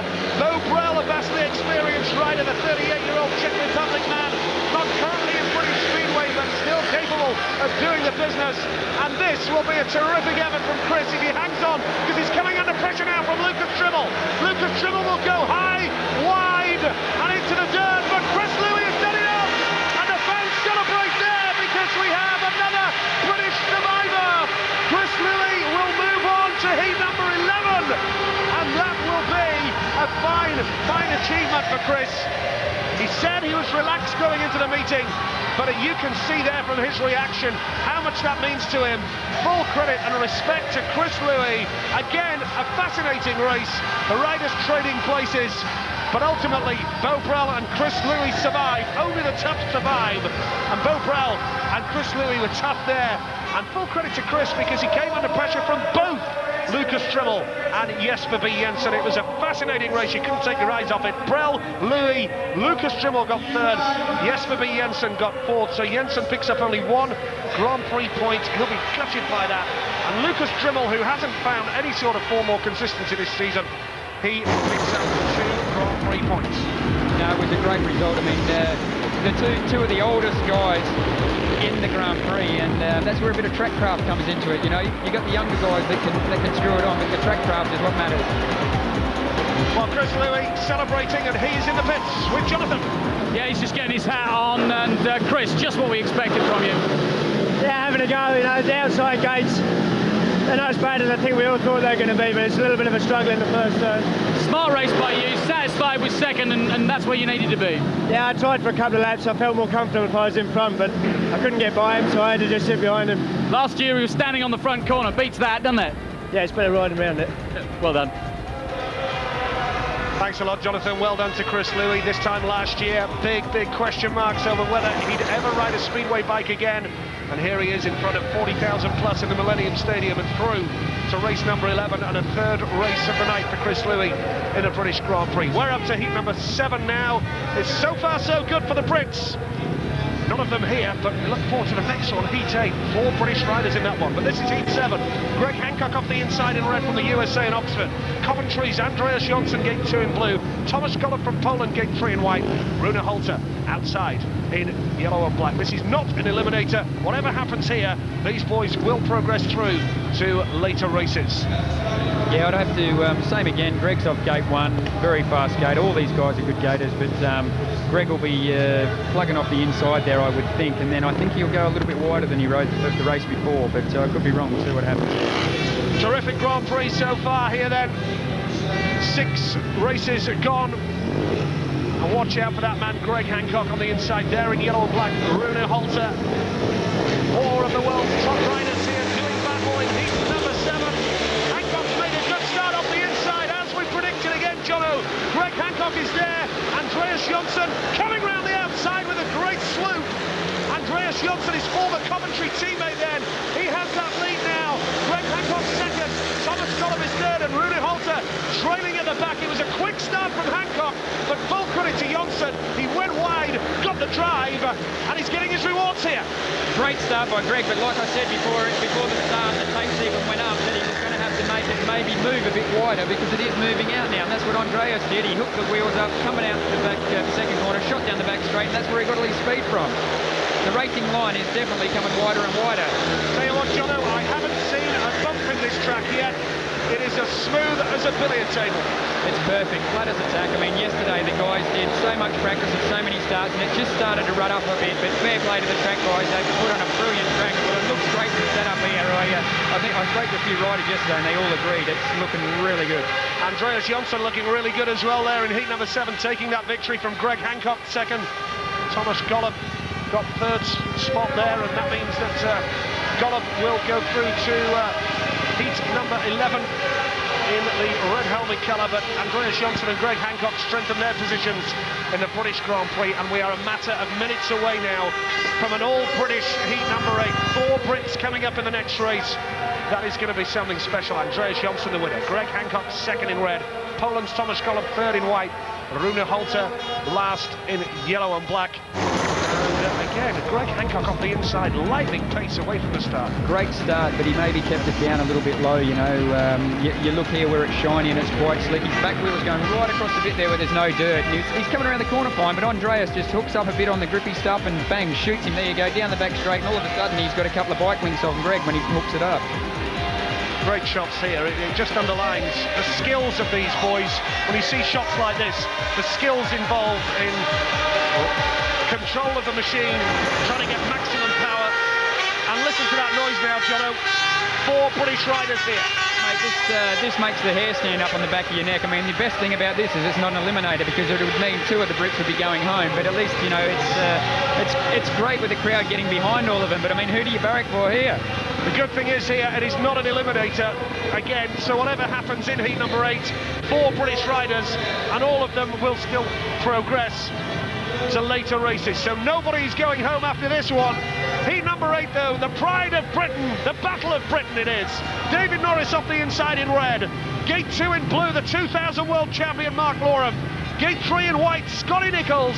Outside, yellow and black, Lee Richardson. Tough one to call here, Jono. It is, mate, and as much as I'd like to see all of these boys do well, I really hope Scotty has a good one, because he hasn't been riding a lot. He's definitely behind the 8 ball with the amount of meetings he's done from the other guys, and he needs a bit of confidence with his injury at the moment. He looked like he was going great in the first one, so I'd like Scotty to have a good race here and set him off for the night. Yeah, looking a lot better, a lot more comfortable, because it is a horrendous scar that he's got on the back of his leg, and there was concern about knee ligament damage as well from that crash earlier in the season. Scotty Nichols, who went into the Grand Prix Series as Britain's big hope. We'll see how he does here. David Norris off the inside, he is the wild card. There is Scotty Nichols, though. Heat number 8 it is. David Norris off the inside, made a bit of a hash at the start, but has made up some good ground, and Lee Richardson in yellow and black has come round in fine style, and here comes Mark Loram trying to get past David Norris. Norris holds the inside line now. Scotty Nichols is at the back. Norris goes wide. Loram comes up the inside. It's going to be a tough race, this one. Lee Richardson kicking on. Mark Loram picks up some drive, and here comes David Norris. What a race here, Jono. Great straight back turn by Floppy, unbelievable. Mark picked up a bit of grip there. Looks like maybe the track is chopping up here. There's getting some ruts in it, and Floppy just plugged it around the inside, straight down the back straight. It was a great ride there. Lee Richardson is looking very, very comfortable up front, but there really is a battle at the back. David Norris hanging on for that second spot. Mark Loram has third. Scotty Nichols is trying absolutely everything, throwing everything at Mark. He's coming up the inside now. Scotty gets some drive and goes on one wheel. Will Scott Nichols take out Mark Loram? Yes, he does. Scott Nichols has taken out Mark Loram and got third spot. What a race and what a meeting we are seeing here. That's definitely got to be the race of the night so far. You know, the boys were fighting all the way through there, and the positions changed so much. It was perfect. I'd really hope that that isn't a big rut coming out in the second bend, because Mark hit it and then Scotty hit it, and it looks like it could be chopping up a touch early on in the meeting, but we'll see what happens. I'll tell you what, just listen to this noise. I'm not even going to try and compete with it. I say what was pretty incredible there as well. It looked like David Norris didn't sort of even drop the clutch at the right time with the rest of the boys. He missed the start, but still made it to the first bend. So he's something was working right for him. It was great. Yeah, it'd be interesting to see that start again. Richardson the winner then, Norris second, Nichols third, and Loram at the back. Well, here, I thought he'd completely missed it. From sat up here, he was like a bike length. They'd all jumped out before he got there, but he still managed to make it sort of into the corner, second in the corner. Went around the inside. It was just working for him. It was fuller. The battle of the Brits there, and no quarter asked or given. We expected a fascinating contest, but it was spectacular as well. Yeah, and it's great. Watch Scotty there lifting his leg up and his inside leg. Everything seems to be working right for him again. So far, so good for the British riders in the British Grand Prix. The big guns are joining us soon. Join us some more Grand Prix Speedway from Cardiff next.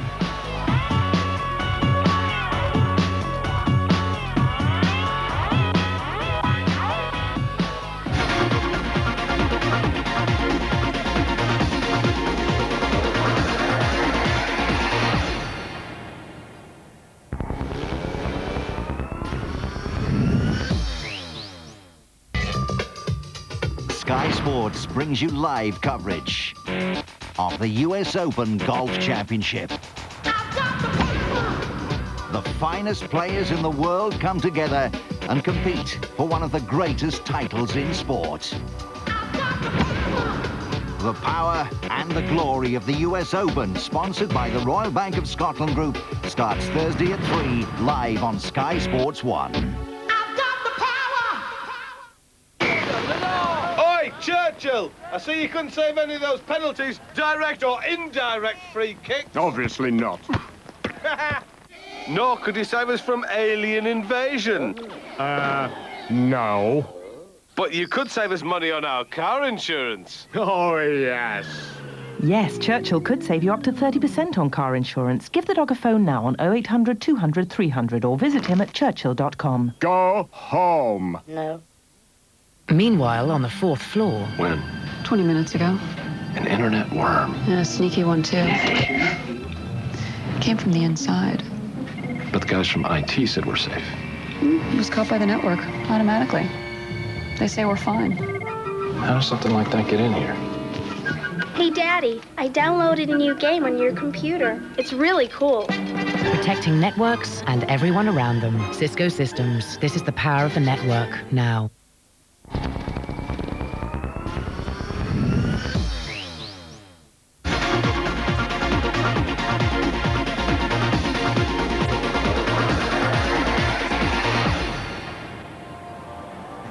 Welcome back. This is the British Speedway Grand Prix at the Millennium Stadium in Cardiff, and what a Grand Prix we are being treated to already here. We have only seen, 8 heats so far. Absolutely superb racing all the way across the board. The track looks good as well, and we can go straight down to Sophie now in pit lane. Yes, indeed you can. David, I spoke to you earlier and you said you could feel the pressure on yourself, but my word, you're not showing it. No, it's sort of like everything's weird, you know what I mean? Like, I don't know, maybe tomorrow was sinking. I know I haven't won nothing yet, but just that was my job. I didn't want to tell anyone, but that was my plan to get into the main event, to have 3 other English guys in one heat. It was like, took the edge off it a bit, because obviously, you know, we want them all to do well, but they're not out of it yet. But no, it's all right. I've still got no pressure, you know, I've done what I've come here to do, so we'll take everything else as a bonus. We're just saying, in the battle of the Brits there, you certainly proved yourself to be a pretty strong contender for tonight. Yeah, I mean, we struggled with the bike then. I'm just going to change it again, and, you know, I mean, who knows, could go and win it. We're just going to battle on, and hopefully my family and my friends are proud of me, so, you know, that's a bonus. Well, you certainly didn't look like you were struggling. Good luck, David. Thank you. Cheers. Well, the last time we had a wild card winner, it was Martin Dugard. That's been a long time ago, and that was at Coventry. The atmosphere's got slightly better since then. Let's cross now down to the winner of that last heat. It was Lee Richardson. He's with Jonathan. Real quick word with Lee Richardson. Just what you wanted, Lee. Yeah, it's brilliant. I didn't think gate 4 was that good, to be honest, but we changed a few things on the bike, and I had to make it because I didn't want to go in an elimination race. So, how do you feel out there? Yeah, not too bad. The bike seems to be working well. It's hooking up well, and the main thing is it come off a start there off 4, which is good, because 4's probably the worst skate here. So I'm well happy with that. Do you know where you are next? Don't know yet. At least we're in the main event though. You know, now I can try and kick on, make some more starts, and try and get no semis. Like you said last week, getting that semi. That's the one. You know, I just got to make some more starts like that, and I can get there. Well done. Thank you. Heat 14 is where he goes to in just a moment or two. Billy Hamill's with me here in the studio. Well, I tell you what, the first 8 races we've had so far today, I've got to say, probably the best I've seen at any Grand Prix ever. It's been intense. I mean, that last start from Lee Richardson, I didn't think he looked that comfortable in his first race. He definitely made some changes to his machinery, his setup, and it certainly paid dividends for him there. Very quickly, the track looks like it's just cutting up a little bit in turn 1 and 2. Yeah, Jono pointed out that it was cutting up in turn 2 quite bad, and I mean, you saw Lorem and Scotty there lifting, and that's probably going to get worse. I mean, look at those ruts off the start. That you know, that man-made material, or that, you know, dirt that they use, it's you know, it's hard to, it's a temporary track at the end of the day, and you can see the ruts forming there at the start as looks like Petterson is kicking for some holes. Well, the clock is running at the moment, a 2-minute clock. Jason Crump is just coming to the outside at the moment. Let's cross back then to the boys' trackside. Back Thanks very much indeed, Keith. Yes, heat number 9 it is. The first appearance of the night for these 4 riders. Björn Petterson, the winner of the last Grand Prix. He's off the inside in red. Pepe Protasevich, gate 2 in blue. Gate 3 in white is Niki Petterson. And off the outside, it's Jason Crump. The Aussie, Jason Crump, Jono, fellow countryman, big mate of yours. You'll be looking rich for him here.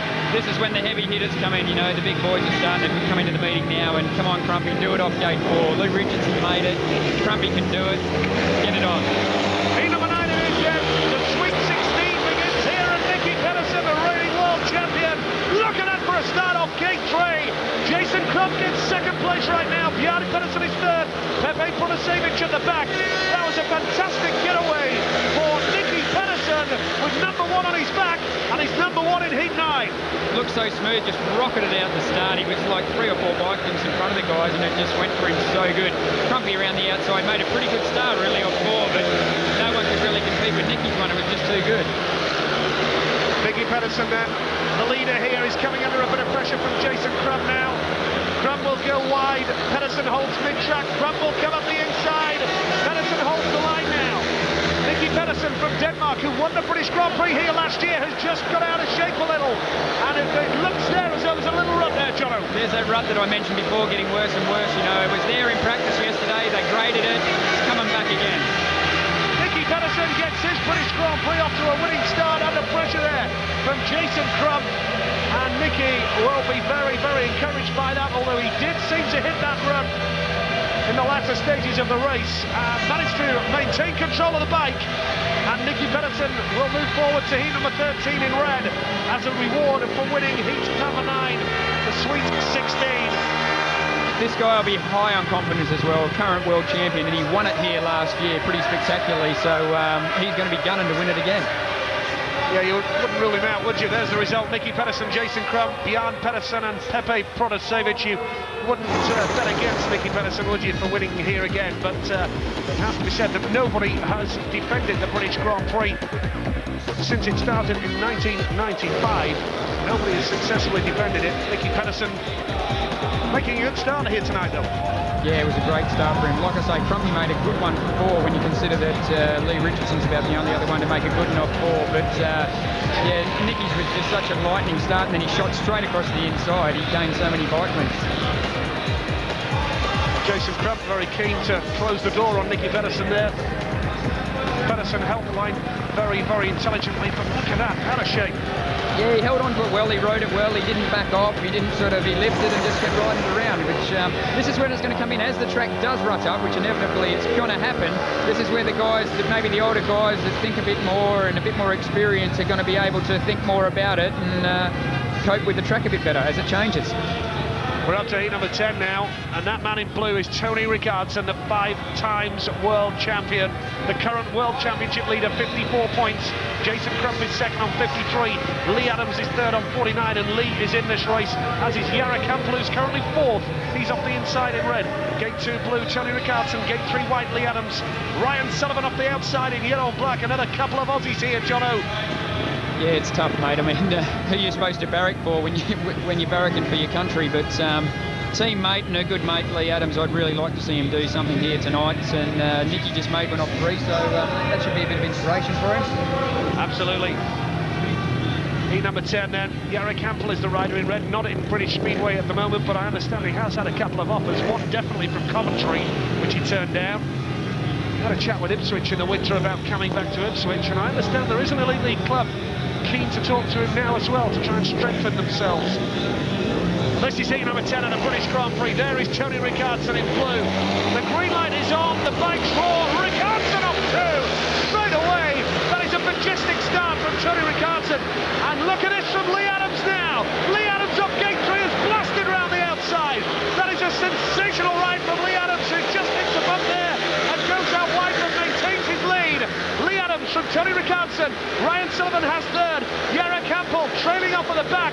And Lee Adams is kicking on. It's brilliant, you know, he didn't particularly make the best of starts out of all of them, but he lined it up in the corner and got right out wide. He's missing all those ruts on the inside now because he's riding out in the dirt and he's getting a lot of speed coming off the bend, so it's working both ways for him. He's missing the ruts and he's hooking up on the dirt. These are the big boys, the real big hitters, and Lee Adams has that lead now. Lee Adams of the Swindon Robbins in the Elite League, pulling clear. He is well clear of Richardson, and he's making it look very, very simple here. Lee Adams fires a warning to his rivals in heat number 10. On his day, we know exactly what he's capable of. He is a superb rider, a class act, and he makes it look very, very easy. Ryan Sullivan put Tony Richardson under a bit of pressure there as well.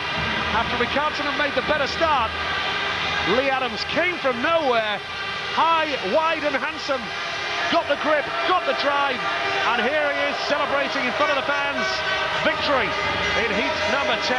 There's the result for you. Lee Adams the winner, Tony Richardson 7, second, Ryan Sullivan was third, and Garrick Hempel trailing off at the back. But Lee Adams off gate number 3. We've seen Niki Petterson win heat 9 off gate 3. And Lee Adams has won heat number 10 off gate 3. No, it was great. Really, like I say, Tony's there in front, well in front there. You know, he could have come out a bit wider. Lee's just, as you see, he's not really turning it tight. He's letting it run a bit, not letting the bike run on and pick up the grip. And there he lifted. I mean, that's the thing that really it gets to you as a rider, watching Lee ride. When he hits a bump or a lump or whatever, he still looks fully in control. He's the perfect picture rider on a bike. And, you know, you could be out there in a rough track struggling, and he just makes it look so easy. It actually winds you up sometimes. Yep, and there he goes. The style of Lee Adams, perhaps not the most spectacular style in Speedway, but very, very effective. Does the job superbly. A model of consistency, week in and week out. Good luck, Lee Adams, say the fans there. Didn't need any luck there, because that was a fantastic effort. We're up to number 11, and this is an eliminator, and we've got 2 British riders. Thomas Collett from Poland off the inside red, Mark Loram gate 2 in blue from Great Britain, Alice Trimble gate 3 in white from the Czech Republic, and off the outside in yellow and black it's Chris Louis. And Chris has already survived an eliminator, Jono. Can he do it again? I really hope so, but I think he's up against it off 4.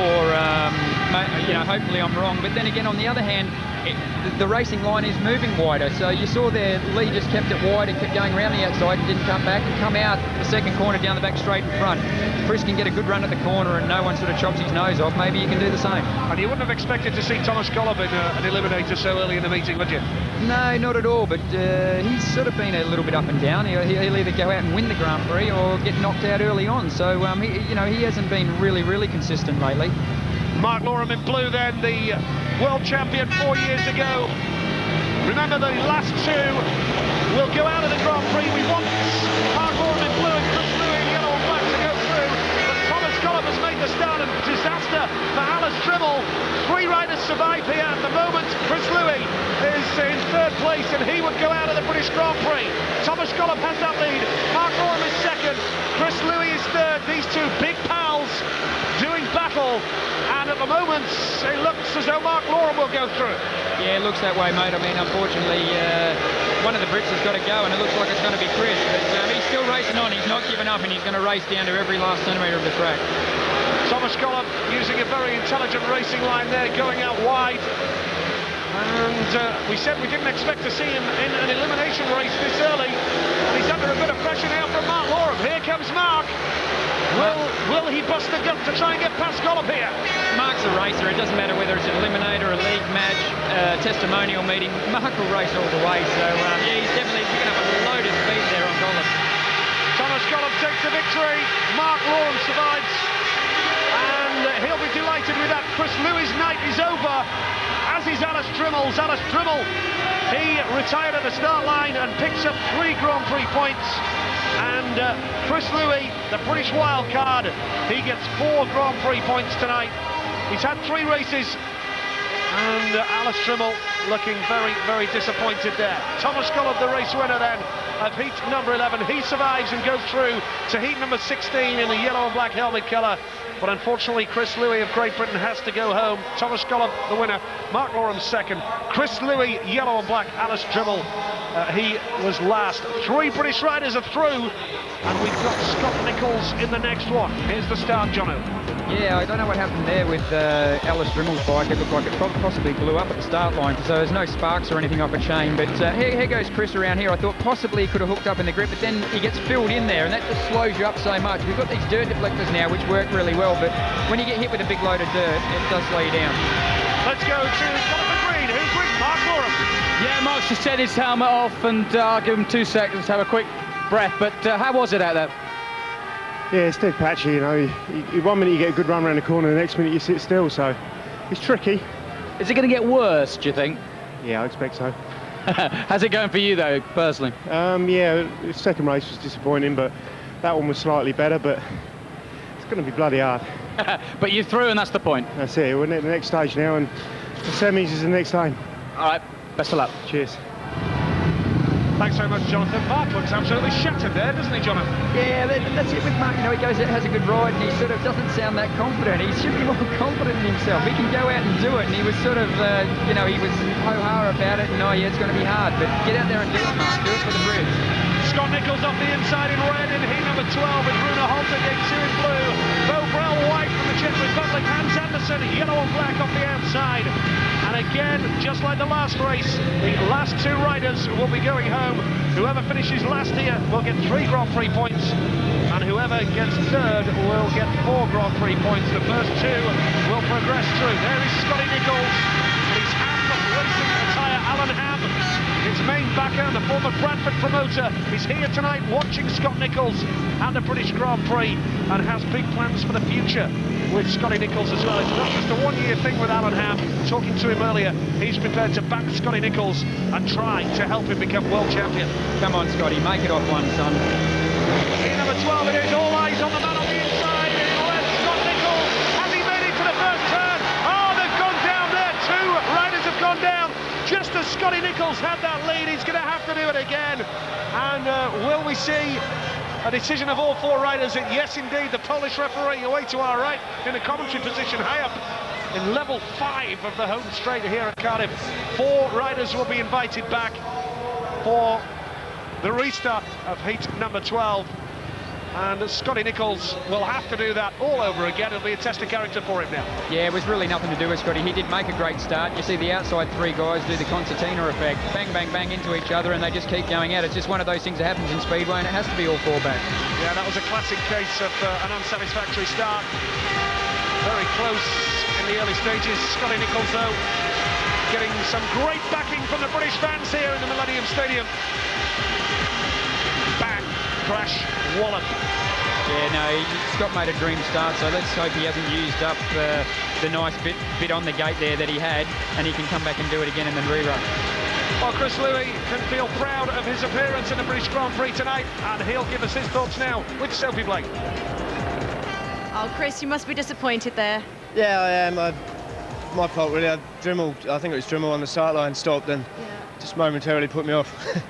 Do you feel happy with how it had gone for you? Were you expecting to actually get to where you were? I'd have liked to have gone all the way, semi-final, somewhere like that. I felt, to be honest, even tonight and yesterday from practice, that the bike was good enough. It's just unfortunate. Is it actually harder to be put in as a wild card, not expecting to be here, and then to be out now? No, it's not. I think the wild card's an advantage, to be honest, because you can be a little bit more relaxed about it. But, you know, David's still in there, and most of the Brits are doing pretty good, so keep cheering them on. Exactly. So you're going to go on the sidelines now and cheer on our Brit boys? Oh, yeah, I'll be behind them. All right. I'm sorry, Chris. Thanks a lot, Sophie. And, well, Chris Louis disappointed to go out in heat number 11. He picked up 4 Grand Prix points tonight, but has to be said there, Jono, the fact that he's here and he's had the wildcard entry, he's enjoyed the Cardiff experience again. It really is a dream come true, a fairy tale, really, isn't it? Yeah, and he's a good old boy, you know, he's a true Brit, he's a team captain at Ipswich, he's been the captain for England before, and he just wants the boys to do well. He's out, and obviously he's disappointed, but he's going to get in there and get behind the boys, and that's what it's all about. Well, Scotty Nichols having 1 or 2 last-minute adjustments here. The countdown is on. 1 minute, 16 seconds remaining. You've got to watch those time clocks, mate. They can catch you out. It's very easy to get excluded on them, trust me.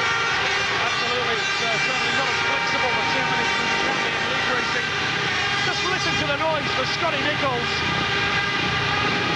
Come on, Scotty, do it again off one. What an atmosphere. Like you said, Jono, it makes the hair stand up on the back of your neck, doesn't it? It's tremendous experience here. Scott Nichols off the inside in red, Bruno Holtergate 2 in blue, Bo Brell gate 3 in white, and Hans Andersen off the outside in yellow and black. This, the showpiece Grand Prix event of the year in one of the world's leading sports venues. Just 2 weeks ago here, 3 days on the trot with the Nationwide League football playoffs. And now we have a speedway circuit and over 40,000 fans enjoying themselves on a hot night here in Cardiff. Heat number 12, second time of asking. Will Scotty Nichols make the break here and do it again? Plenty of patrioticity here in the commentary box as well with the Brits here, Jono. Mate, it doesn't matter what nationality you are. When you've got backing like this here from these fans, it must make you feel good. And Scotty leading again, that's the question. He's done it, he's got big track. Scott Nichols has gone wide and he's got the lead. Coming hard on the inside, it's Runa Holter now. But Scott Nichols has to hold that line. Look at this ride from Hans Andersen. Can't get past him. Andersen will dive on the inside of Runa Holter. That's a great ride from Hans Andersen. An eliminator, remember. The last two here will be out. But Scotty Nichols is going the right way to survive. And this is, oh, they touched there. They actually touched Runa Holter and Hans Andersen. How did they stay on the machines there? I don't know, mate, but in the lap before you saw Hans Andersen, he backed off to cut under Rooney. He was very clever, and then it didn't quite work. Here he goes now. He's just going to take him. Look at that. There's no holes barred here. I mean, the boys are racing an eliminator, and that was maybe a little bit of a tough turn, to be honest. Maybe a little bit of a tough Well, okay, I was trying to be nice about it, but it was he should actually be excluded. I mean, I was trying to be nice here, wasn't I? But yeah, he went under him way too hard, and I just hope Rooney hasn't re-aggravated his neck and his back problems that he's been riding with for the last month, because he was due to have a... Actually, I spoke to him on Wednesday in Sweden, and he was due to have a month off after this meeting because his back has been that bad. But look at this, just bang! That is the most clear-cut decision a referee will ever have to make. I was being nice, wasn't I, when I said maybe you had him off. You know, well, I've got to race against these guys. I don't want to give them all a hard time. Well, remember Hans Andersen live on Sky recently when Peterborough rode against Ipswich and he had that ding-dong with Lee Richardson, and the referee has put the yellow exclusion line on. And that's exactly Billy was saying earlier on, you know, when he was commentating and introducing the guys, that Hans Andersen is maybe like a younger version of what Niki used to be. Looking at Niki and what he's done, and maybe a bit ruthless sometimes, and that's a perfect example of what he does. I could see that developing though, Jono, throughout the course of the race, you know. They were going for it hell for leather. They were throwing their backs at each other, and it was real on-the-edge stuff, wasn't it? Oh, mate, it's an eliminator. You're not going to a school dance. You're serious, mate. You want to get through. It's either pack up the bikes and go home or get through. Well, there is a bit of concern for Rooney Holter now because he is still down on the track. Here we see it again. Yeah, like I say, hopefully that back problem he's had physio, he's had acupuncture, he's been to an osteopath, he's had so much trouble lately, and I just really hope that it hasn't done anything with that again. It looks like he's gone head first into the air fence, but he slowed up a bit before he hit it, so let's keep our fingers crossed. Surely Hans Andersen can't be running to protest about that decision, can he? He's got to, doesn't he? I mean, even though he's in the wrong, he's excluded here, so he's got to go and have a go at getting back in. Otherwise, you know, he'd be silly not to try. Let's get some reaction to that one. Here's Jonathan Green. Yeah, Scotty Nichols is just here. Scotty, obviously a little bit of controversy in that one, but you were looking all right. Yes, you know, I felt pretty good. Gate one is a lot of really deep ruts there now, you know, and it's pretty difficult to get off, but it's just like, you know, last lap and we'll do it all again, so. Hang on 1 second, we've got a bit of controversy about the referee. Lap before. The only different, he come up past him, I stayed on when he done exactly the same to me once.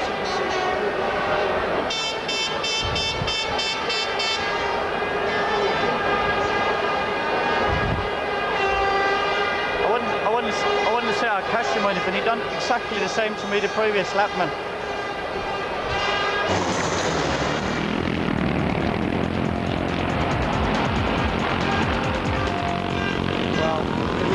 Been a ruthless Grand Prix so far, but this is what I mean, Jono. You could see it developing. You could see it brewing as the race progressed. You could see that something was going to happen. Yeah, well, Rooney went hard under him here, but he didn't get near him, didn't really push him. I don't think he did anything wrong. They're both racing pretty hard, you know. The guys are going for it, but Hans actually, he backed off on this top corner, right, coming out of turn 4. You saw he knocked it on the head, turned it back to the inside. There you go, look, back to the inside, and bang, he's going to go in. You watch him coming around the next lap. He goes up here, he's going in flat out. He backed it off, straightened it up, and made a really, really long straight of it. So when he went into the first corner, back it down the bottom, he was going that quick, he wasn't possibly going to get around the inside of it. Rooney Holter is just getting to his feet. He looks as though he's on a different planet there, Jono. He's a bit battered and bruised, isn't he? Well, I hope he's not seeing stars, because he's back in the rerun, and the boys will be getting another bike ready, and hopefully he can come out and do it again. Well, a slight delay to the British Grand Prix then because of that incident. Rooney Holter, who never mind the incident where he referred to the back as well. Bear in mind that the bike has taken his left foot, and that can cause some damage. Yeah, you know, like a lot of the guys, Rooney's a tough character, and he's walking away now, so he's as good as brand new.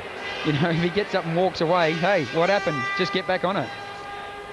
Well, Hans Andersen there, bitterly disappointed, but the decision had to be made. And Hans Andersen picks up just 3 Grand Prix points this evening, which is a major disappointment for him.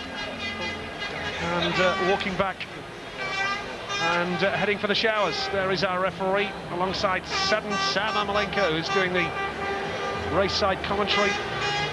Referee Marek Wojciech. And well, had a decision to make there, but fairly straightforward decision. I wonder what Billy Hamill has to say about it.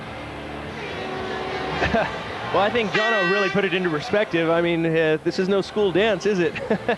I mean, I'll tell you what, Hans Andersen did well to stay on himself, I thought. I mean, he went in that corner just way over his head, way too fast. And how he didn't hit the air barrier either, I won't know. Well, while we look back over that, and they sort themselves out for the restart of Heat 12 minus 1 man. Of course, Hans Andersen has been excluded in yellow. Rooney Holter seeing stars, as Jono's just mentioned. Very quickly, while we look at Rooney Holter preparing to go back out again in a moment, medical officers still hovering to check that they can see a light at the end of his tunnel. Looking good and looking not so good tonight. Not so good first. Billy, I've just been making a few notes as we get going. Donnie Petterson and Garrick Hempel. They've underperformed badly so far tonight when they've come off of such strong performances lately. Yeah, I think I'd put that down to inexperience, especially on these temporary track surface. Cardiff, I've always found, is even very unique more than any other one. It's very, very easy to override it. Well, you can see the fans having a look. Now, Jono, you're down in pit lane. Jonathan, you're down in pit lane. What happened? Well, we'll find out, shall we? How did you see that? Oh, I didn't. I see if you look at the previous lap, Rooney done exactly the same to me. The only thing, I didn't jump off the bike when I got past. And unfortunately, the sport is turning into a democracy where you just jump off the bike and you get back in the rerun. Well, we've obviously been looking at what happened to that incident and haven't really been focusing on the lap before. So you feel like you had done the same thing, way? Yeah, except I think I'm a fair rider. I stayed on the bike and gave it a shot, and he done the same at Rosslav. When I passed him, he just jumps off his bike and it gets close. He done it at Norway last year. He just jumped off his bikes every time he gets past, Ronnie. Another Grand Prix coming up though soon. Yeah, it'll be all right like this. I would say this is all right for us first time around here. And we felt we had a good race. Just unfortunately had to end already. All right, well, hard luck again. Yeah, all right. Well, while Jonathan was talking there, we were having a look at the pictures, and for sure, I mean, you've got to say that it was a hard turn. Hans Andersen, I think, was justifiably excluded in that case, and Rooney Holter was hard on in the lap before, but he didn't take his leg out from under him, did he? No, I mean, they both can be hard riders, and you know, it was an eliminator, but, you know, he overcooked it. He definitely, and 9 times out of 10, anytime you retaliate, you're going to get excluded for it. Well, we've got to run Heat 12 again. Scott Nichols has got to make his 3rd start. He'll be going off the inside. There he is, young Scott then ready to make a start again. He will be out with the star-seeking Rooney Holter and Bo Brahauer, of course. They will be making the gate at any moment. The clock is not yet ticking, but it will be very soon, judging by the, shall we say, the haste at which Rooney Holter's team are getting that bike ready for it. Rooney Holter there. This is sheer adrenaline right now. That's all he's working on. That guy's in pain. You can see it. A little bit of a way to come from under the grandstands here at the Millennium Stadium, all the way underneath the seating areas, along the tunnel, and then up onto the racetrack. I mean, it's quite a way. And of course, he won't know that the clock is ticking down there, apart from the fact everyone will be getting a bit frantic. Well, he's made it. He's past the water bowser. That's the tunnel up onto the track. And Scott Nichols already comes out onto the track then for the 3rd time, his 3rd start in this Eliminator. It is Heat 12, it is an Eliminator, and we will go through to the main event after this race when it eventually reaches a conclusion. OK, let's get back to the trackside then, and back with Nigel. Thanks a lot, Keith. Yes, and again, the atmosphere. Just listen to the noise here around us at the Millennium Stadium, Cardiff. Under league rules, there was a possibility that the referee could have decided to award the result of the race, and therefore Scott Nichols would have won it, but this is an FIM World Championship event, and you cannot award a race. So we have to do it again. But one thing is for certain, Hans Andersen, who was excluded from the rerun, he is out of the British Grand Prix and collects just 3 points. So far, Laukkanen and Jensen are out on 1 point. Max and Lucas Trimmel out with 2 points. Alice Trimmel and Hans Andersen out on 3. Chris Louis out on 4. 3 riders only for the rerun here. Bob Braille looks like he's going to get excluded here. You know, we're running out of time and he's not out on the track, so it could be down to 2 riders, which means Scotty's definitely going to be through. There you go, like I said. He's gone, and that means that whatever happens here, Scott Nichols will go through, and we've got 2 riders only. And Rooney Holder, they're through no matter what happens. It's just down to gate positions now, so let's hope Scotty can get out there and have a win. Number 12 it is. These boys will be fairly relaxed now. Scott Nichols has that lead.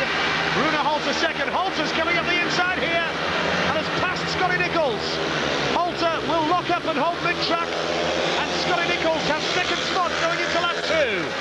What a great ride there. I mean, Rooney must still be seeing stars. He come around the first bend, he knows he only has to finish second, and he's passed Scotty and he's going for it. So looks like he definitely hasn't injured anything in that fall. He'll be a bit sore, but he's riding fine. Well, Rune Holter looking very impressive here, picking himself up and dusting himself down. You have to feel a bit of sympathy for Scotty Nichols, because he's already made the start twice and had the race pulled back up.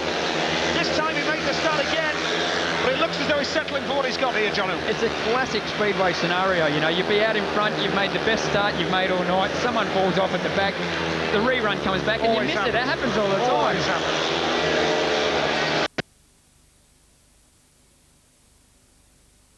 In heat number 12, and Beau Brell there, disappointed he didn't make the start of the race.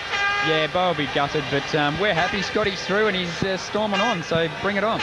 That's what it's all about.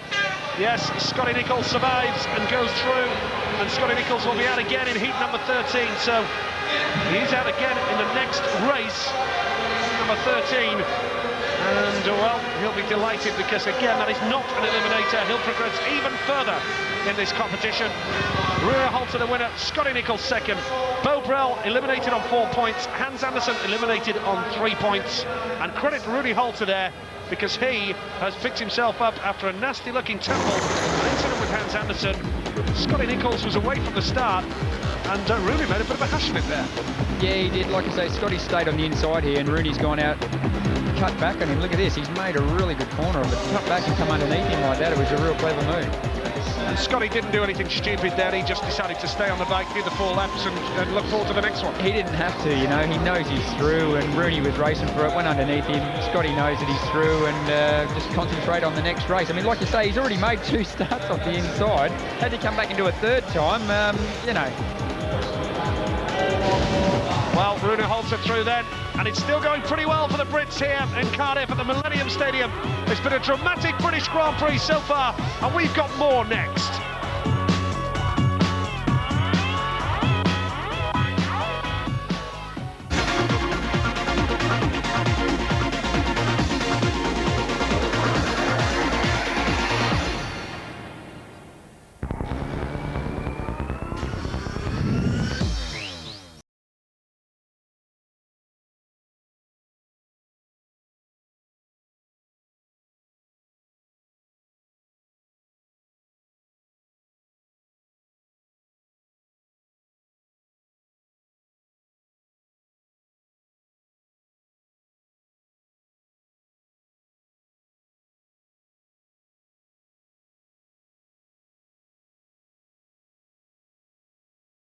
Sky One Sunday.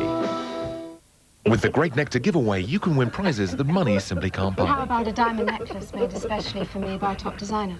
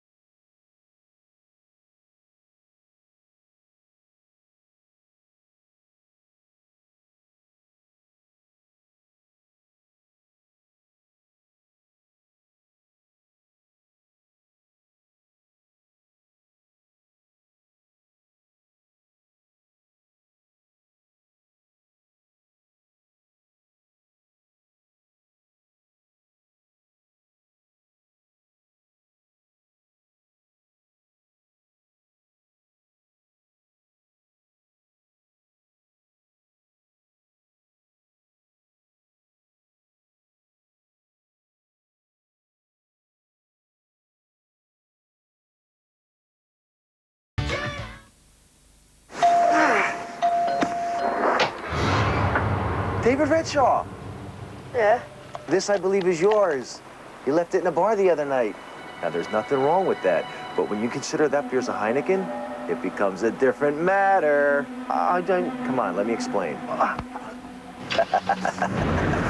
See, David, Heineken has changed. It's now imported from Holland. We got rid of the 3.4%. It's now the 5% ABV you drink abroad. And why, David? We believe it makes our beer better. So when we see people not appreciating all the efforts we've gone to, it makes us kind of upset. Gentlemen, I think David knows what to do now. David, that's disgusting. Next time you order Heineken, just remember how it's made. Ah. What do we got? Paul Walters spilled this pint last Thursday. Let's go.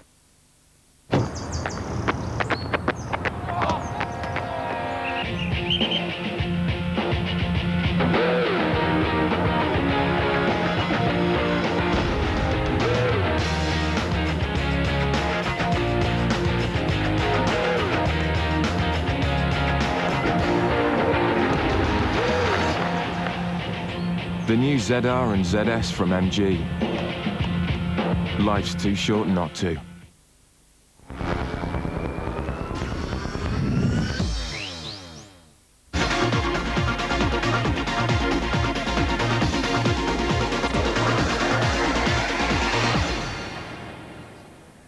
Four British riders are through to the main event here at the British Grand Prix at the Millennium Stadium, and what a night of racing we're having so far.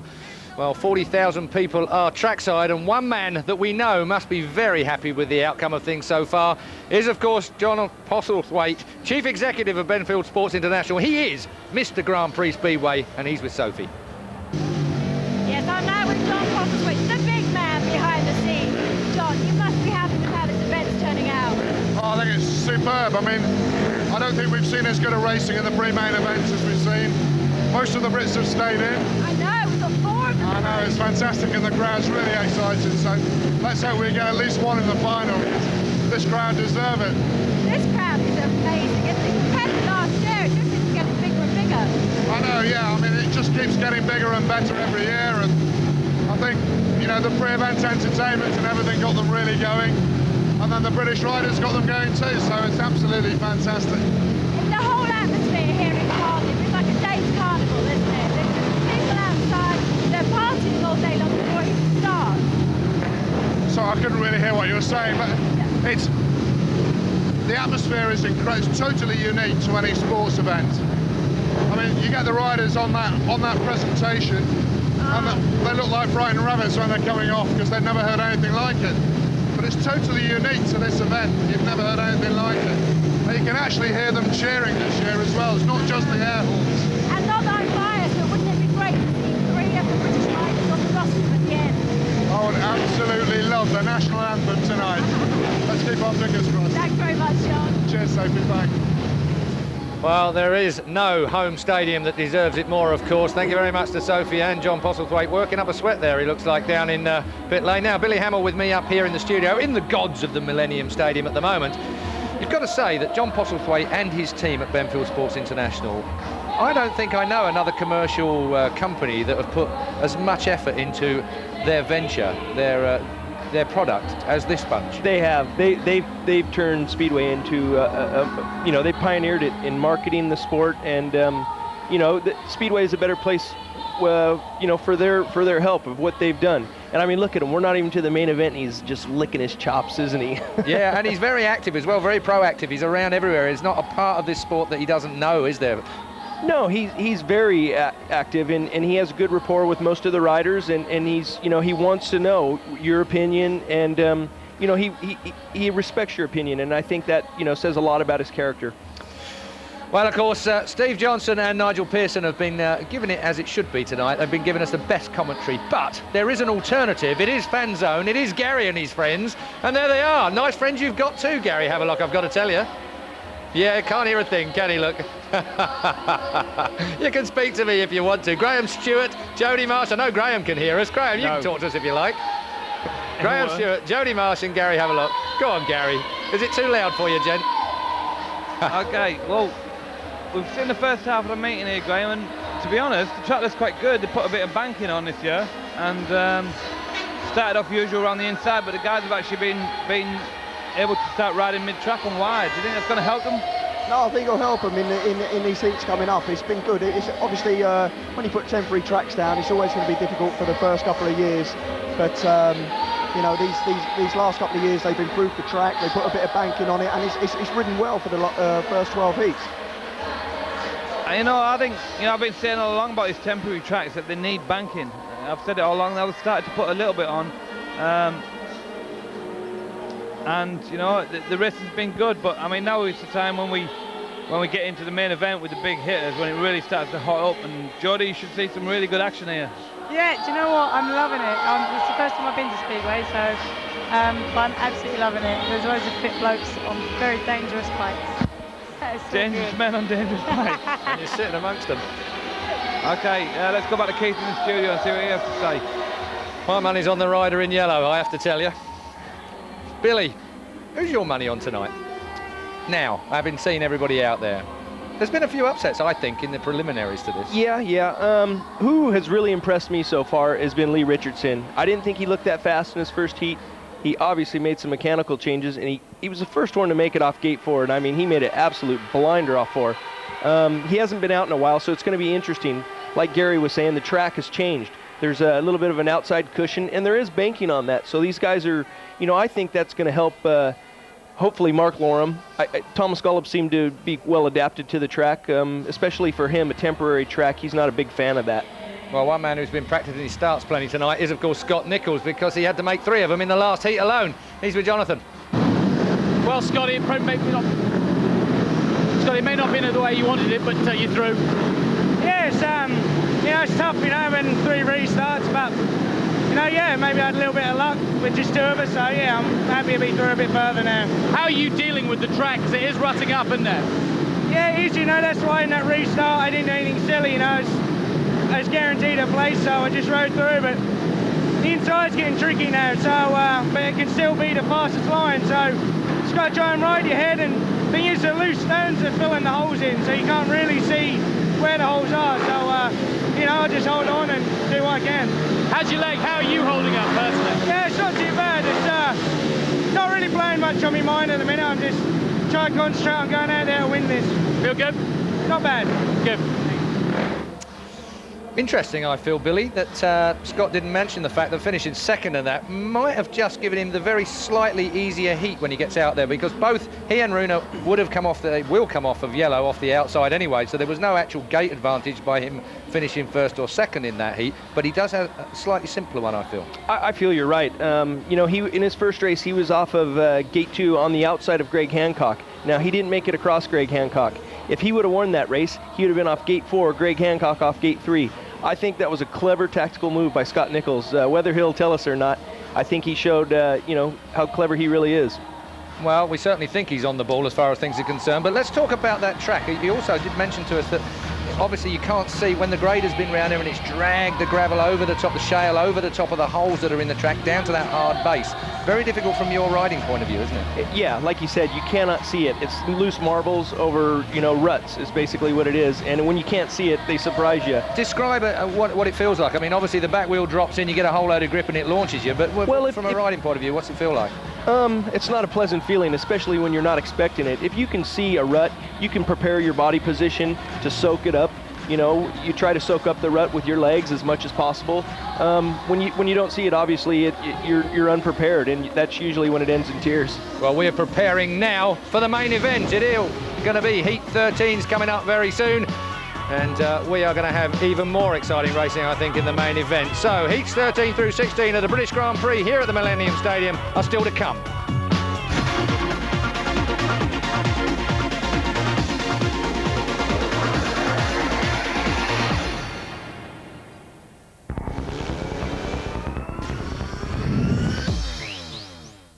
Tonight, live on Sky Sports, Ricky Hatton in the 13th defense of his world title, up against tough Argentinian Carlos Wilfredo Vilches.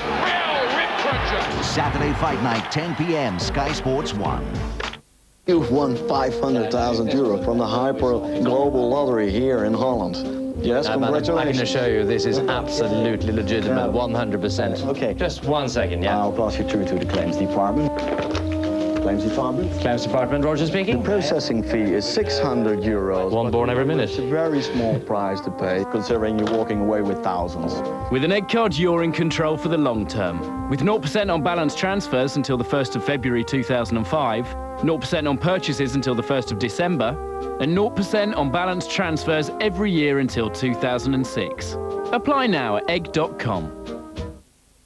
I picture you Echo, a fragrance for men by Davidoff. Echo. You are the weakest weed. Goodbye. Weedol kills weeds fast. With Wimbledon round the corner, the heat is on tennis's top seeds to find their form.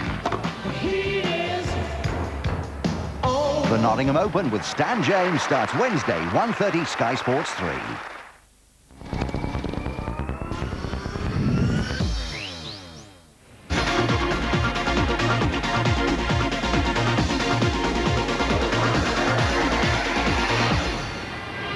You're back at the Millennium Stadium, and that is the heat lineup for 13. We're live, of course, and we will be right to the conclusion. Who will be crowned British Grand Prix champion? Who will take those 25 points into round 5? We'll find out before the night is over. Scott Nichols comes out for this. There he is in yellow. He will come off the outside of the grid. Let's cross back then to Jono and Nigel at trackside.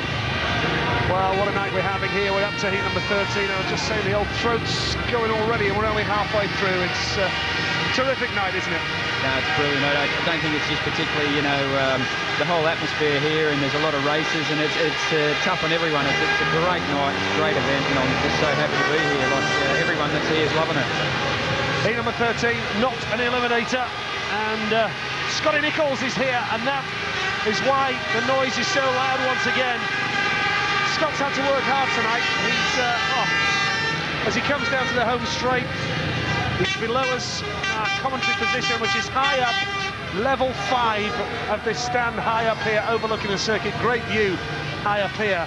And Scotty Nichols has to go off the outside here. He really has worked his socks off tonight as the Ipswich rider. Heat 13, gate positions. Niki Petterson, the reigning world champion, off the inside in red. Gate 2 in blue, Garrick Hempel from Poland. Gate 3 in white, Andreas Johnson from Sweden and Coventry. And Scotty Nichols goes off the outside in yellow and black. And the noise is for Scotty Nichols going off the outside. A tall order this one for Scott. Jono? Yeah, but you know, everyone keeps going on about his leg injury and he hasn't been riding, and when they interview him, he's not bothered about it. He's like, oh, well, my leg's fine and I'm going good, and which is fair play to him. He's confident, he's forgetting about the leg, getting on with the job in hand and doing it. Not making any excuses, Scotty, when he could quite easily do so. And looking for a big result here. As we say, not an eliminator, so perhaps not so much pressure on here. But I must emphasise, in Grand Prix racing, it is a great benefit if you finish in the first 2 in a race. Heat 13 it is. Johnson off the race, made a good start. So Petterson off the inside. Scotty Nichols is at the back, getting filled in with dirt. Niki Petterson kicking on here, the world champion, looking very impressive down that back straight. Second place is Garrick Hempel. Andreas Johnson will come back underneath Hempel and get that second spot. Scotty Nichols holds the inside line and has passed Garrick Hempel, so credit to Scott for that. But Niki Petterson, the world champion, is making light work of this, and into the third lap, looking pretty steady and pretty secure here. Yeah, Niki out in front looking pretty smooth, and he's gone now. But I'll tell you what, Andreas has got some speed. He's catching up on Niki all the time. You know, he was in third, now he's in second, and he's got the bike going good. He's been fast here every time. Last year he was very fast here. He had a bit of misfortune, and he's definitely one to keep an eye on. Niki Petterson then, the Eastbourne man, comes across the finishing line, and Scotty Nichols has just about held him in there for that third spot. But Niki Petterson, every race is pressure, and look at the relief on his face there. Tremendous effort. Andreas Johnson had a real battle with Scott Nichols. Nichols and Garrick Hempel, all four riders really in the thick of the action. You can just tell by Niki's body language, you know, he won it here last year and he wants it again. And the way he's riding it, if he keeps going like this, he could quite easily do it. So he's up for it. He hasn't had a great start to the Grand Prix series. Been a bit controversial on a couple of heats, and yeah, he wants it. There have been 3 different GP winners this season. Lee Adams, Jason Crump, Bjarne Pettersen. Will we see Niki Petterson tonight? He's the winner. Andreas Johnson second in white. Scott Nichols third in yellow and black. Garrick Hempel fourth in blue. That was heat number 13. Niki Petterson will progress to heat 19 as the semi-final start to beckon. Great start off gate 1. Yeah, it was a really good start. He looked smooth all the way through. I mean, Niki never looked like anyone was ever going to get near him. You know, he lifted a bit there, but he wasn't in trouble at all. He looked very good. And Andreas Johnson, you were saying as well, looking quick. There he goes. Well, you remember last year, you know, he's gone from third there, and then he's passed Hempel, and then the next thing he's caught up a fair bit to Niki. I mean, if he can put a start together, he's definitely a danger man. Niki Petterson delighted with that result in heat 13. He wants it. You're quite right, Jono. And he is there, clearly relieved. And Jonathan Green's there with us. Yeah, hang on 1 second. Just trying to get into Niki there. But right now I'm getting to him. Niki, just what we want to see from a world champion. How was it? I made a fantastic start out there, you know. This night here is mine, you know. I'm up for it, you know. And it's getting grippy out there now, you know. There's a lot of dirt to move out there, you know. So I don't know. Make some fantastic start, you know. That's the benefit. But maybe a little bit change, you know, for the next one to make it a little bit sharper. Well done again. Brits are up in the next one. Back to you guys. Thanks a lot, Jonathan. Yeah, you were absolutely spot on, weren't you, Jono? Niki is saying already it's his night here. He's pumped for it. He wants it, you know. He needs it, really. He doesn't just want it, he needs it. Because to come back here and defend anything near his world championship, he needs a result tonight. Well, he's currently 7th on 34 points. And he's 20 points behind the leader, Tony Richardson. So he does need a good result here. You're quite right, Jono. That emphasises it. Niki Petterson indeed a victory tonight. But heat 14, Lee Richardson and Mark Lauren from Great Britain, the 2 outside riders here. Good start from the inside for Tony Richardson, and look at this from Lee Richardson. And here comes Mark Lauren round the outside. It's a British 1-2.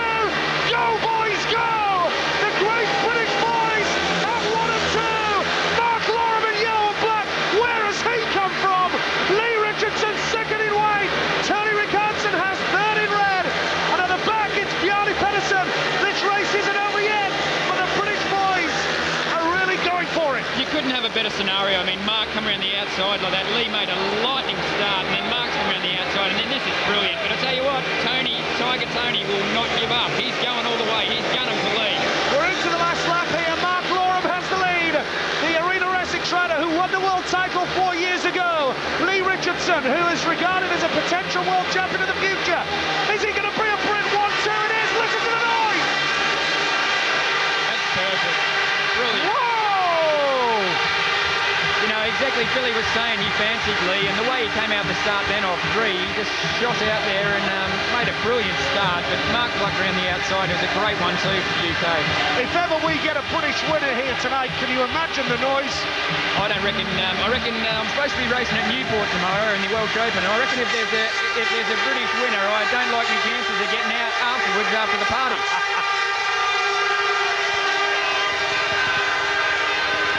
A shiver down your spine as Mark Lauren waves the flag, and Mark goes through to heat 20. He's having a great GP. Mark Lauren the winner, Lee Richardson second, Tony Richardson was third, Bjarne Pettersen at the back, and it looks as though Richardson had made the best start there, but he didn't account for that man in white, Lee Richardson, who really did come on strong from gate 3. Look at that for a first turn from Richardson. That was brilliant. You know, his wheel lifted, you know, it was about 4 or 5 inches off the ground and went all the way. He didn't grab at the clutch, didn't stab at the clutch, he just lifted all the way. And as he came, like you say, it looked like Tony made it, and then he just lifted and came across the top of him. It was brilliant. It was a brilliant start. Well, I must be honest, I almost discounted Mark in the early stages there, but he came from nowhere, and he does that, doesn't he? He's the king of the outside manoeuvres. I mean, look at him on the outside. It even looked like at one stage he missed the corner here around 3 and 4, and he just kept it screwed on, and he is the king of the outside. There he is with Norrie Allen, his mentor, mechanic, manager, whatever you want to call him. And, well, let's get some reaction. Well, with Mark Loram and Jonathan Green. Yeah, he's right here with me, Mark. Obviously, that was a much more classic Mark Loram, round the outside and looking comfortable. Yeah, swap bikes here, that was the race to do it in, and I definitely think it's got a bit more go in it, so I'm happy. What did you say to Norrie? What are you going to do? Not going to try and change anything because the track's getting pretty deep on the outside, so I'm just going to go out and race it. Get the impression you're up for it tonight. I've got to be now because I didn't feel comfortable at the start, but I've struggled through at this point, and well, now to lose anyway. Nothing to lose, but best of luck. Cheers. Mark Loram now is very close to the semi-finals, a couple of races away from the semi-final. Classic, isn't it, Mark? No to lose. Goes out, does a ride like that, screws it on round the outside. Very, very entertaining riding. No to lose, just got to do it now. That's great. For a guy who's so relaxed, you can't believe how he rides, really. It's so spectacular for a man who's so chilled out about life, really. Yeah, and like you said, the dirt's coming on the outside now, and that's going to be suiting Mark Loram a lot more because he's definitely not the best skater in the world, but he's a racer. Again, not an eliminator here. Heat number 15. Inside is Jason Crump, and that's a good start from Jason Crump. The man on the inside from the Bellevue Aces in Australia. Second place now, Rune Halter, and here comes Ryan Sullivan. And you'll be happy with this, Jono, because it's an Aussie 1-2. But here comes Greg Hancock now. Hancock has split the Aussies. Greg Hancock has gone from last to second within the space of a lap. And here comes Ryan Sullivan again. And it's very close and very tense. And another dramatic race here, heat number 16. Greg Hancock definitely didn't read the script there for the Aussie 1-2. He didn't care. He plugged around the inside, and really a great ride there. I thought that he wasn't going to be able to get up there on the inside of Ryan, and he did it. Ryan tried to come back around him again, but just couldn't get the speed. Jason Crump is looking very, very quick here in heat 15. Going into the last lap here. Crump has the lead. Greg Hancock has second. Ryan Sullivan of Poole in Australia is third. And Rune Halter trailing off at the back. But Jason Crump, who's got the support of plenty of Bellevue fans here tonight, takes the victory. And he is looking very dangerous. He's looking dangerous, and he's another guy. Look at him there, punching the air. He wants it as well. You know, these guys all want it. They're not here for a haircut. So he's pretty serious about it. But quite interesting watching that race that Greg Hancock was really riding on the inside a lot more than any. You know, early on everyone was riding the inside, but now Greg's still plugging around the inside. He's got the bike hooked up and he's going well. All the other guys are diving out for the dirt, getting a lot more grip, and Greg just seems to be finding it down low. Paid dividends for him there, didn't it? Big style. Yeah, perfect. No, it was a very clever move. Jason Crump, Greg Hancock, Ryan Sullivan and Rune Halter, the result of heat number 15. Jason Crump will progress through to heat number 19, and it really was all from the start for Jason Crump there. He really did get it superb right from the off, and it looks as though Ryan Sullivan had joined him for a top two for the Aussies, but Greg Hancock battled through. Well, look at this here. Greg's not even in the picture, you know. Greg's in fourth place. He did cut back and come up the inside on the first corner. He missed it by that much. He made a big cutback, and there you go. Look, he's down lower than anyone else. Gets up next to Ryan. Ryan keeps trying to come around the outside, but just Greg's got too much on him. Well, Lee Richardson's doing himself proud. He was second in heat 14. He's through to heat 19 and he's with Sophie.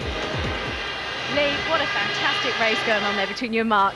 Yeah, it was. You know, I probably could have ridden Mark a bit harder, but in this, the way it works, first and second was good as each other, and I made a cracking start off gate 3 there, and you know, like I said, I could have probably run Mark harder, but it doesn't matter as long as we're, you know, as long as I'm first or second, that's all that counts. Exactly. You enjoying yourself? Are you kind of relaxing a bit now? A little bit, but it's, you know, it's a lot of pressure in there, and it's hard in front of the home fans, and you know, because the support is fantastic, and you want to do well for them, but. So got to keep on making those starts and get that semi-final. Absolutely, you did a grand job, Lee. Keep it up. I will do, come on. Come on. Well, Lee Richardson enjoying it, we're enjoying it, Sophie's enjoying it. What a meeting, and they say, you know, a Grand Prix, the lull before the storm, the pre-main event, but it's been on a high right from the start. It's been one of those meetings where it's been right up there from heat 1, hasn't it? Mate, the atmosphere here, like we keep going on about it, it's bringing the Brits through and everyone's cheering for the Brits, but just no matter what country you're from, to be here and have the feeling for it, it must bring you all along. You know, whether you're Polish or Swedish or Australian, whatever, everyone wants it bad here because it is a prestigious event and everyone's gunning for that first place. David Norris is in white there, the British wild card here. He's off gate 3, hasn't been the best of starts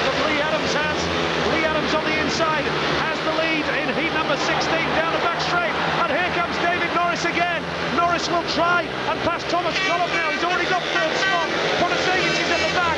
Thomas Gollop second. David Norris third. And Lee Adams is up there in front. And David Norris is trying hard at Thomas Gollop now. Gollop is going to be under pressure from David Norris.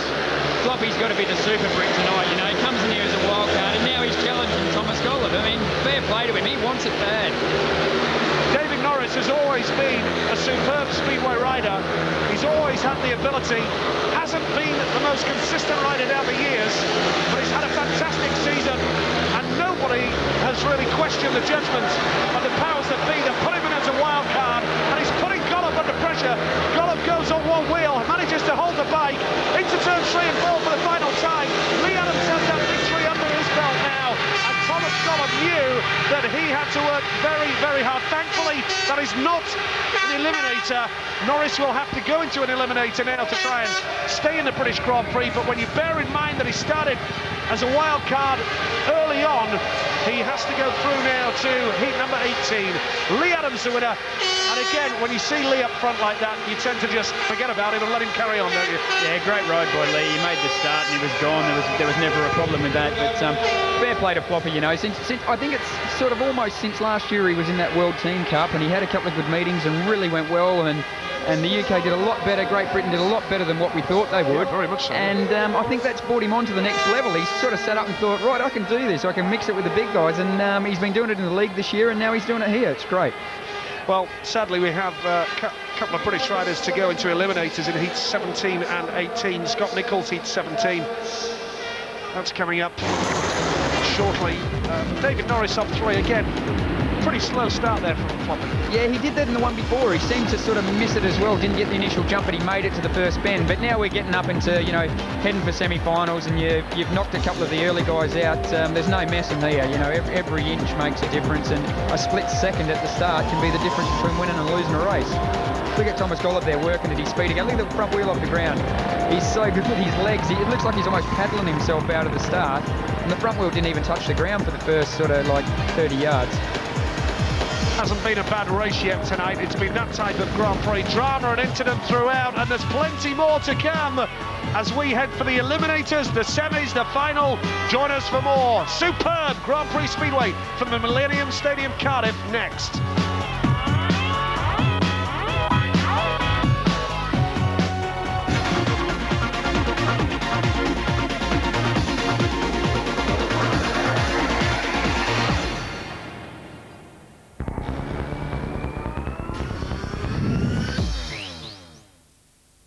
Which is the odd one out?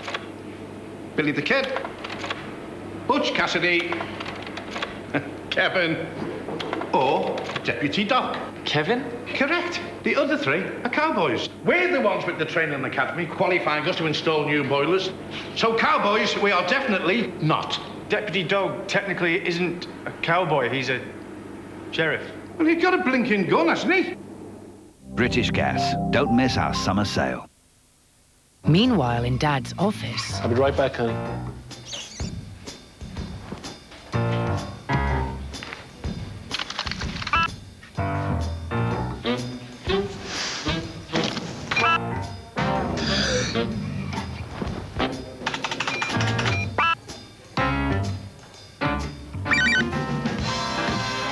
Defending the network from human nature. Cisco Systems. This is the power of the network now.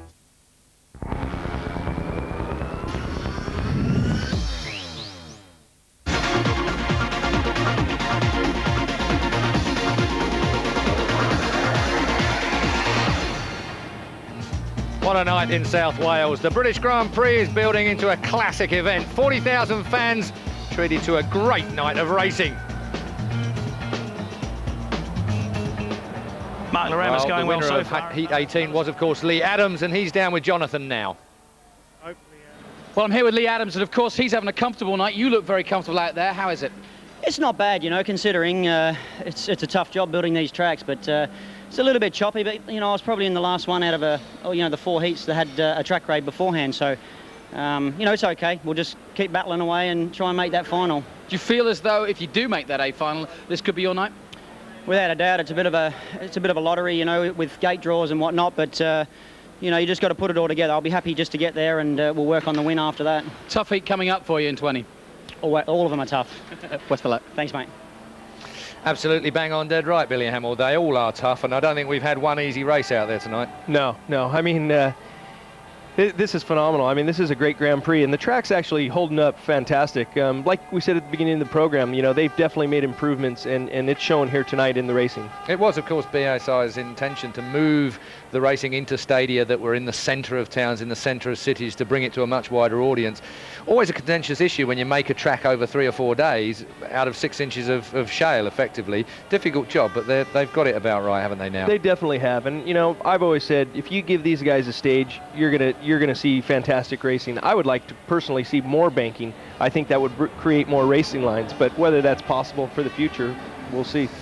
Niki Petterson, he is obviously the defending champion. He's had, you know, so-so kind of a first 3 Grand Prix. This one, though, he's defending British Grand Prix champion as well. He won here last year, of course. He's looking a cut above at the moment, isn't he? He's looking very good. He is, and I know he's been struggling. He's not been happy with his equipment this season. I'm riding with him in Sweden, like I said, on the same team, and I know he's been unhappy as of recent weeks. But he seems to be hooked up tonight, and I think with that, you know, he hasn't been feeling that confident. So this is probably the first time this season that he's had that sort of confidence. Well, we are, of course, up in the roof almost of the Millennium Stadium, looking down from this godlike position to what's going on. But down there in the dirt, so to speak, is our Jonathan. We think the atmosphere up here is pretty electric, but where you are, it must be fantastic. Well, it's quite different down here. I mean, as I said, the calm before the storm before the actual meeting began, but now we're right into the guts of it, right into the business end. It's quite interesting, the contrast about how riders deal with it. Let's give you one example. How cool is this? 5-time world champion, almost having a nap, literally. Tony Richardson, eyes closed a minute ago, and just, you know, literally psyching himself up for what's coming in. It's a little bit further down, and they're working on Lee Adams' bike here. Here's Greg Hancock's mechanics working hard. There's Thomas Gollop, and you know, the contrast. Some guys have 3 or 4 bikes. Some other guys prefer to work on their bike. Let's see if we have a quick word with Thomas. Thomas, how is it? What? How was tonight so far? I'm happy. It's my bike. It's no problem in the works. I think it's next hit in 4 gate. I think same starting. Perfect start in his next hit. I love it. He's praying. Scotty Nichols is up next. Back to you. Thanks a lot, Jonathan. Heat number 17 it is then, with Scott Nichols in red here. It's an eliminator. Those that finish 3rd and 4th in this race are out of the Grand Prix, and everybody in this stadium surely will be rooting for Scott Nichols. Come on, Scotty! He's on the inside in red. Ryan Sullivan is alongside him in blue. Been suffering with the flu during the course of the week in the build-up to this meeting. Bjorn Pedersen, gate 3 white, and Pepe Protasevich off the outside. Perhaps he's got to go through here, Jono. I hope so, mate. Finally, he's on the inside. He's off gate 1, but I think he's just got to make sure he doesn't. If he does make the start, don't keep it down too low, because you've got to watch them guys coming around you at this stage of the meeting. He's made a decent start. Will he get to the first turn first? He does! He has. He's made a great start. He's kept it down a little bit. Oh, brilliant. That's perfect. He's under pressure from Protasevich, but Scotty Nichols has that lead, and the British fans here will be ecstatic if he wins this. He'll go through to heat number 21, and Scotty Nichols has that lead. He's still under a bit of pressure here, but he's got to hold the line. He really has worked his socks off tonight, Jono. No, it's perfect, mate. I said he didn't want to keep it too low, but he did keep it low. They just had a track grade, and maybe that's brought a bit of dirt down for him, because he definitely hooked up there. He's looking very comfortable there, and quite a shock, really, with Ryan Sullivan at the back end. I mean, he won this Grand Prix 2 years ago, and I fancied him to have a really good time. Yeah, but of a surprise with Sullivan. We can but wonder whether he's 100% fit in this meeting tonight. But the fans are starting to turn up the volume, because they can tell that Scotty Nichols is on the way through! They stood up in this meeting here. They're cheering, they're shouting. People are just standing up and punching their hand in the air. It's unbelievable. Whoa, what can you say? Watching this at home on a beautiful summer's night, wherever you're watching your Speedway from tonight, raise a glass to Scotty Nichols. Look at the whole crowd on this home straight. Look, they're stood up, they're waving their programs, their flags. It's great. I'll tell you what, right in front of us here, just 4 or 5 rows in front of us down there is Alan Ham, who's his main backer in the GP series, the former Bradford promoter, and he just looked up to us there and punched the air, and quite right too. He's really racing every race with Scotty here, I'm sure. Scott Nichols, the winner in red. Pepe Protasevich, yellow and black, second. Third went to Donnie Pettersen. Not such a successful night for Donnie this time. He's out. And Donnie Pettersen picks up 5 Grand Prix points. And Ryan Sullivan also out of the Grand Prix.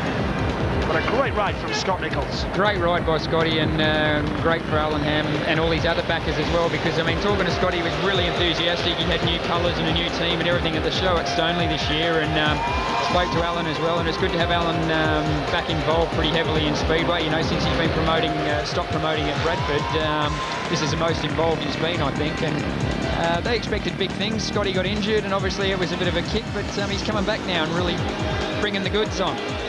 He survived the Eliminator. The riders are up to the start for heat number 18. And this is an Eliminator. And, well, Sophie Blake in the pits trying to track down Scotty Nichols. We'll try and speak to him again a little bit later, but we're looking at the realistic prospects here of the 5 times world champion Tony Richardson possibly going out of the Grand Prix. Richardson's off the inside in red. David Norris, gate 2 in blue. He has to finish in the top 2 here. Hempel off 3 in white. Halter off the outside in yellow and black. And, well, we didn't expect to see Richardson in an Eliminator here, Jono. No, definitely not, but he is off one, which has been favourable still early, you know, still at this time of the meeting. One's definitely the favourable gate, but let's hope Floppy here is sort of awake at the start and he actually makes one. He's been riding brilliant, but he's actually missed the jump a couple of times, so if he can make a start here off 2 and let's see him go all the way. Well, we celebrated a victory for Scott Nichols in the previous race. Any position in the top 2 here, first or second would do for David Norris, the British wildcard. Only 2 wildcards have ever won a Grand Prix. Mark Loram in 1999 in Sweden, Martin Dugard in 2000 in Great Britain. Can David Norris do it from 2? Not made the best of starts there, but Tony Richardson, and here comes David Norris! David Norris has the lead! He has done it from gate 2!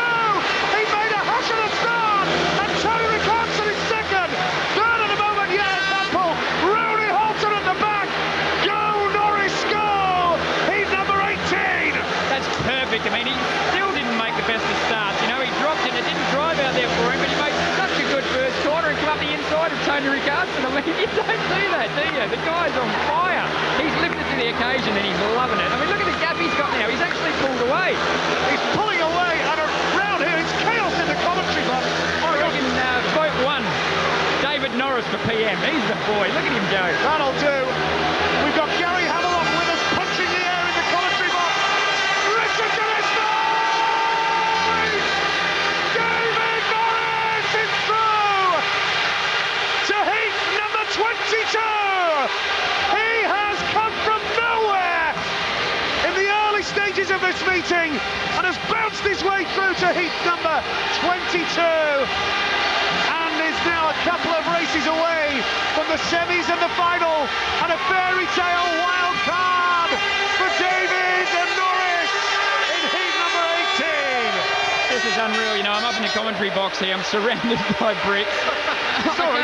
No, but it's great. Everyone is just like knocking drinks up in the air and cheering and shouting and punching for the sky, and it makes me want to go for Floppy myself instead of the Aussie boys. It's great. Good on it. Heat number 18. The winner there, David Norris. Tony Richardson second. Third was Garrick Hempel. Rooney Halter, who's been in the wars tonight. But look at that, he's last here. He's last out of the start, David Norris. Yeah, like I said, he's still, you know, I said he's got to concentrate in the start. He still didn't make a good start, but what a great first bend. I mean, I just hope, you know, in his next one or whatever, I keep saying he make a good start, but he's getting through and he's through to the next stage without making starts. Imagine he can make one. Well, the very worst scenario for David Norris now is a mid-table position in this British Grand Prix, but he will be oozing confidence.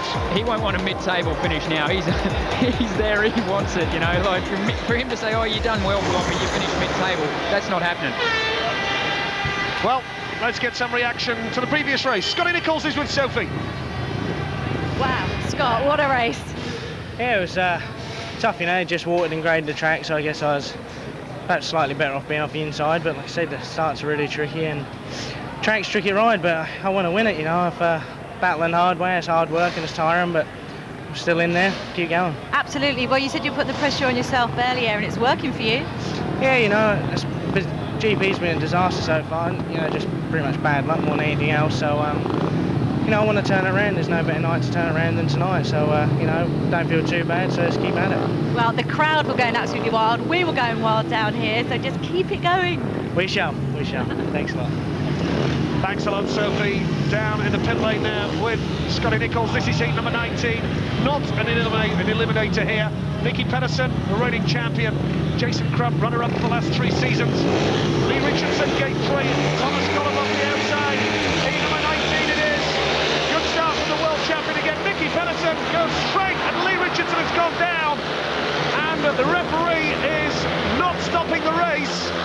The referee has now stopped the race. It's taken the referee until the 3rd turn to put the red light on. Does that mean he's going to exclude Lee Richardson? It'd be a very brave man if he does. Or will he call it? He has. Lee Richardson has been excluded from heat number 19. I thought there'd be a decision to be made because the bottom line was that it took the referee until the 3rd turn to put the red lights on, and Lee Richardson has been thrown out of the rerun of heat number 19. A little bit of controversy here at the Millennium Stadium as Lee Richardson will now have to go in heat 22, which will be an eliminator. Yeah, it's a pretty tough call there. I mean, first corner and everything, but looking at it, Lee made the jump. You see here, I thought he'd made a really good start. Then all of a sudden he got to here. When he got cut off, he backed it off, and no one was near him. You know, he sort of like slid off there by himself. So it's a tough call, but really probably the right decision. Disappointment for Lee, but he does have another chance. I thought he made it there. Look at that. He just sort of got blocked off a little bit off Golub off the outside and backed off a touch, and the next thing he's on the ground. Well, the referee has made his decision, but in the previous race we were celebrating the victory of David Norris. Let's get some reaction from the man himself with Jonathan Green. Dave, quick word. You've exceeded your expectations. What about it? Well, I'm just only race at a time, and it seems a bit weird out there, to tell the truth, you know, because I've got so much respect for people such as Tony. I know him quite well and I know what rider he is, but, you know, Speedway's a funny game. On your day you can, you know, there's nothing physical about Speedway, such as about the bike and your brain, you know, so you just got to sit on it, aim the throttle up and have a go. And what next? You've just beaten the 5-time world champion. It's the British Grand Prix. Where are you going now? I don't know, right one race at a time, Greenie. Let's not get too excited. All right, I won't. Best of luck. Cheers. Try again with heat number 19 then. Lee Richardson out of this one. And a decision which the man alongside me, Steve Johnston, appears to have agreed with there on that occasion to exclude Lee Richardson, but he will go in blue in heat 22. So he still does have another opportunity. 3 riders only here then. Niki Petterson, Jason Crump, and then Thomas Golub will go off the outside. And let's get some reaction to that decision. Lee Richardson is with Jonathan Green. Yeah, Lee is with me now, and what's your feeling on what happened just then? It was a tight first corner, wasn't it?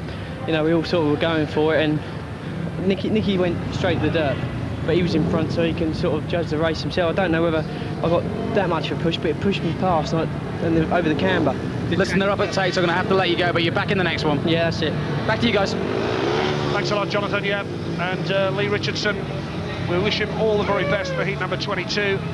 That's coming up, but heat 19 is here. There's Niki Petterson in red, Jason Crump in blue, and off the outside, Thomas Golub. Can it be Jason Crump's year? He's wound up, he's ready to go. Heat number 19.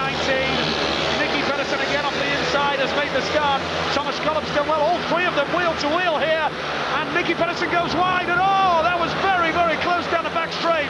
Niki Petterson didn't leave any room, he's got the lead, and here comes Thomas Golub now. Where did Golub get that from? The poles in the crowd are going crazy. Thomas Golub wide, Niki Petterson on the inside, and Golub has lost control again there. Have we got drama here or what? Like I said, you know, like the racing line's moving wider and wider. I think Niki knew Thomas was coming around the outside of him then, so he ran it into the third bend a little bit deeper than he did the lap before, and it actually mucked himself up, you know. He lost so much speed going too wide, nearly hitting the fence. He had to lock it up, that Thomas just cut back underneath him. Golub has the lead then going into the last lap here. Niki Petterson second, Jason Crump at third. Both Golub and Petterson have been in a little bit of trouble in this race, and Petterson's gone again. Petterson has gone wide, and Jason Crump has come through. What can you say about that? Niki Petterson made the same mistake twice. You can't do that in this competition. If you're going to hit a hole and you're going to go wide, stay away from it. Don't do it again. He did it twice in one race and it cost him. There are many people who don't regard Niki Petterson as their favourite rider, and they will be rejoicing at that mistake. Thomas Golub is now getting tremendous applause. Do you ever get the feeling that Niki Petterson is public enemy number one at the moment? Well, you know, the guy won the World Championship last year and there was no holes barred. He got there, he crashed, he burned, he got up, he won races, he just fought all the way. You know, I think it was sheer determination that got him through there, and you ain't always going to make friends. Thomas Golub the winner, Jason Crump second, Niki Petterson third, and they all go again. No elimination in that one as we move up to heat 20, and Mark Loram is here.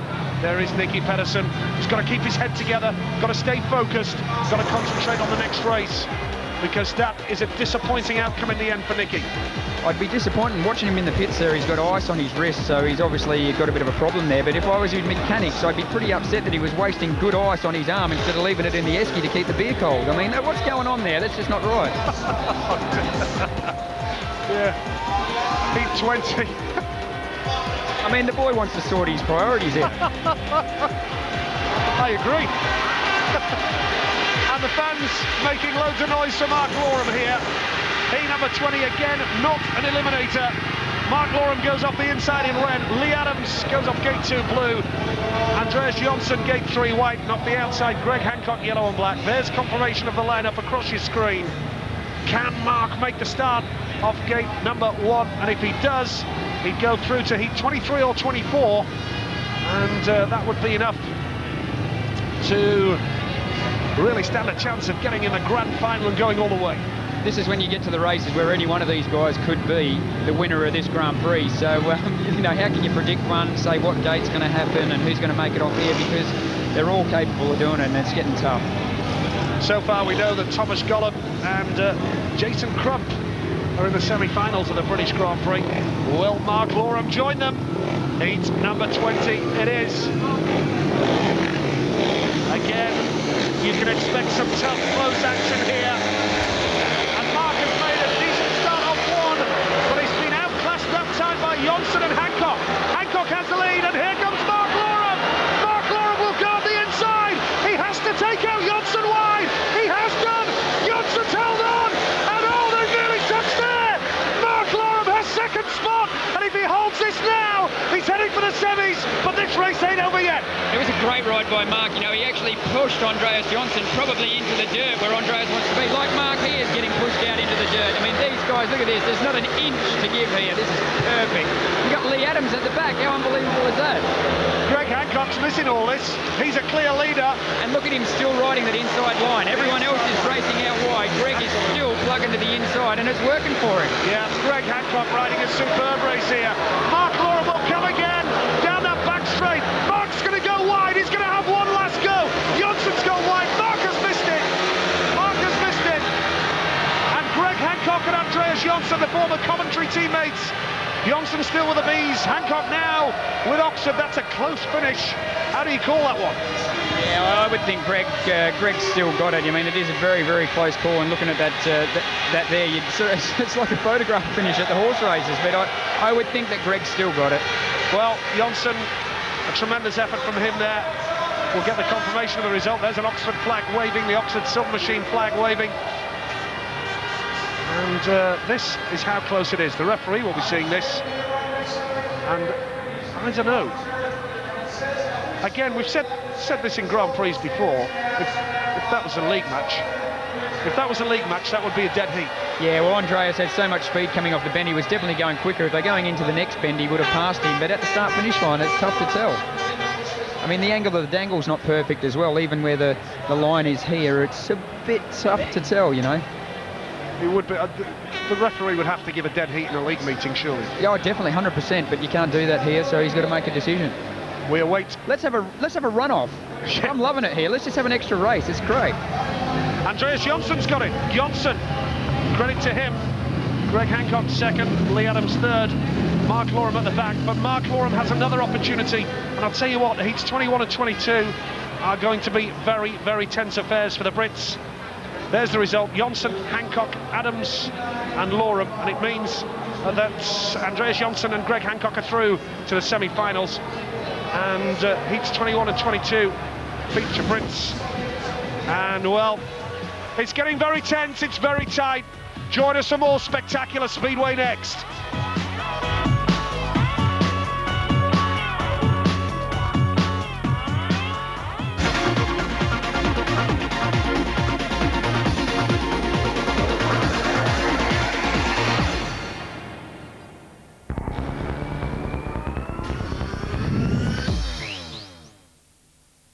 Oh, you want it, do you? Come on, then. Oh, yeah.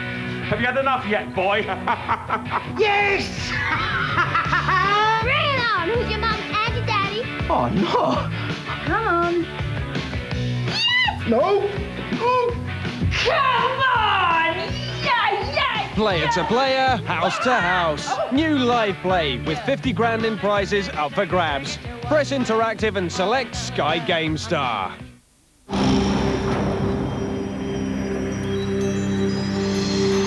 To be the best, you must strive for perfection.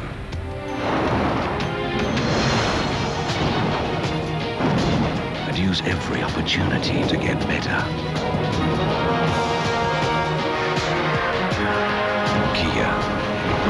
Quality comes from that dedication.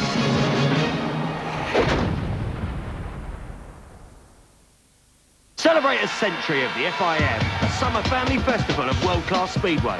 The World Cup brings an international carnival of fun and fantastic sport to Eastbourne and Poole. Fly the flag for your country as 8 teams fight for glory. Book your tickets now. Call 0870 4050 446. I picture you. Echo. A Fragrance for Men by Davidoff. Echo.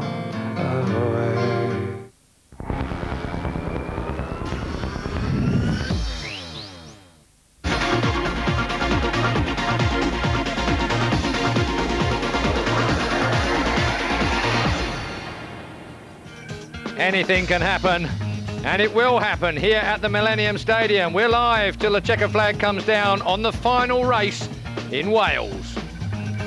Well, you just missed another final if you just come back. A really fantastic race. Greg Hancock lost it on the line, but what does he think about it? He's with Jonathan. Well, I'm here with Greg Hancock, and I bet you can't believe that. I thought you had that. Yeah, I did too. I guess I got a little concerned on where he was riding on the last corner there. I thought I'd look because I stayed low the whole time, and yeah, lo and behold, he went for a big one around the outside, and he got me, so fair play. Doesn't matter, you're through, and that's what's important. Yeah, that's right. I didn't panic too much. Once I got the start, I started to just try to concentrate on the lines and see if I could find a fast line, but he found a faster one. How do you play it from here now you're through? Well, you know, it's all luck of the draw now for the semifinal, and I'm to the first part of the goal, the first achievable goal, and now we go for the final. You said to me at the beginning of the night you felt it could be yours. Do you still feel that way? Surely you must do. Oh, absolutely. I feel great, you know, and it's I'm getting stronger every day after my injuries earlier in the year, and yeah, this is a good turning round. It's high time, right? It's high time. All right. Right time. Well, you're back with us in the gods of the Millennium Stadium here. Billy Hamill's with me, of course, joins me, the 96 world champion. But in Gary and Friends at the Fan Zone, remember, if you want an alternative commentary, you can go across to this bunch. And I see Chris Louis, he's one of the most rounded speedway racers I've ever come across. He was pit lane reporter last year, Grand Prix rider again this year, and doing us proud. Now you're in Fan Zone, Chris. You're a mug for punishment, aren't you? I am a mug for punishment, mate. I wish I was down there in the pit still, though, with my bikes out, ready to race the next race.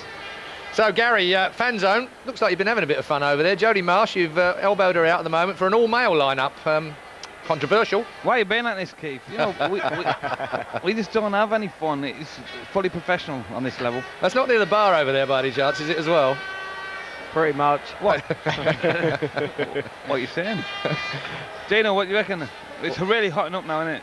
Definitely, there's been some good racing, and I think there's more to come, and there's some hotties behind us.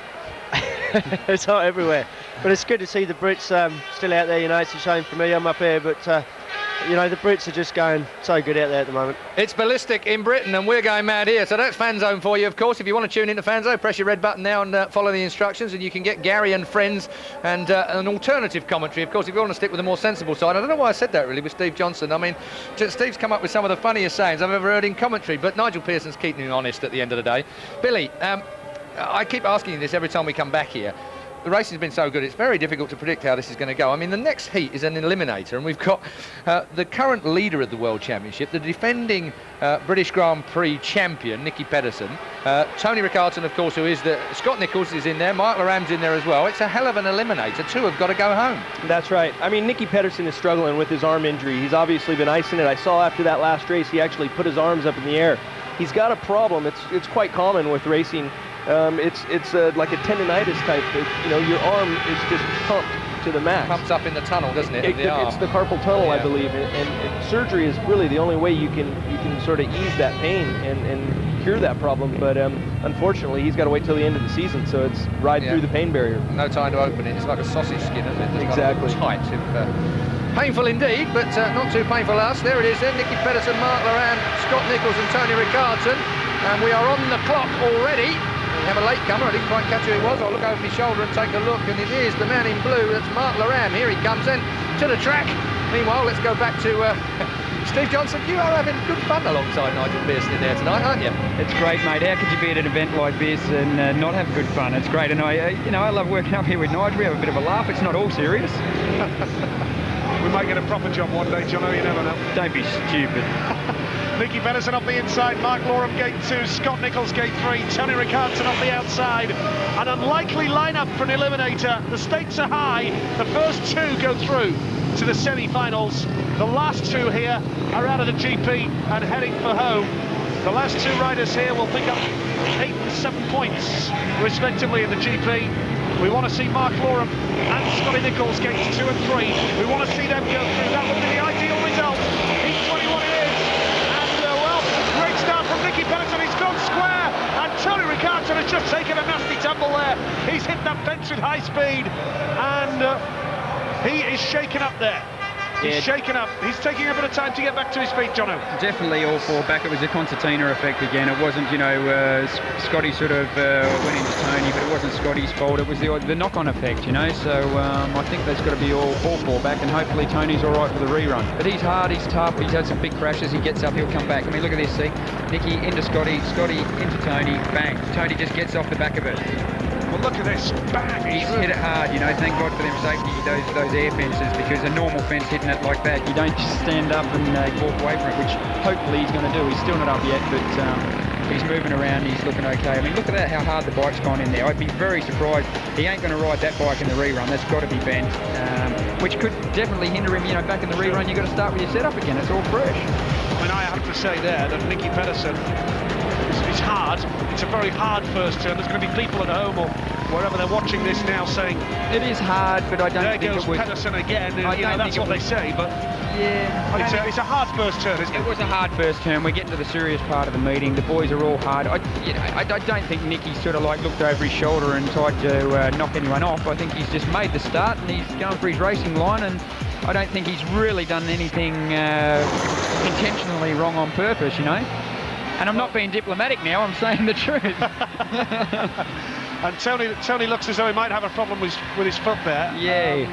Which wouldn't surprise me. He's got Ollie Tervainen from his pit crew there talking to him, and he's obviously in quite a bit of discomfort there, Steve. Yeah, he held his leg for a minute. Let's just hope it hasn't twisted it back, because I've seen some crashes like that. I said he's going to get up and walk away. I've seen some like that, well, not even as hard as that, where the guys have twisted a leg the wrong way and done a ligament or actually broke an ankle or something like that. But it's just sometimes the luck of the draw how you fall.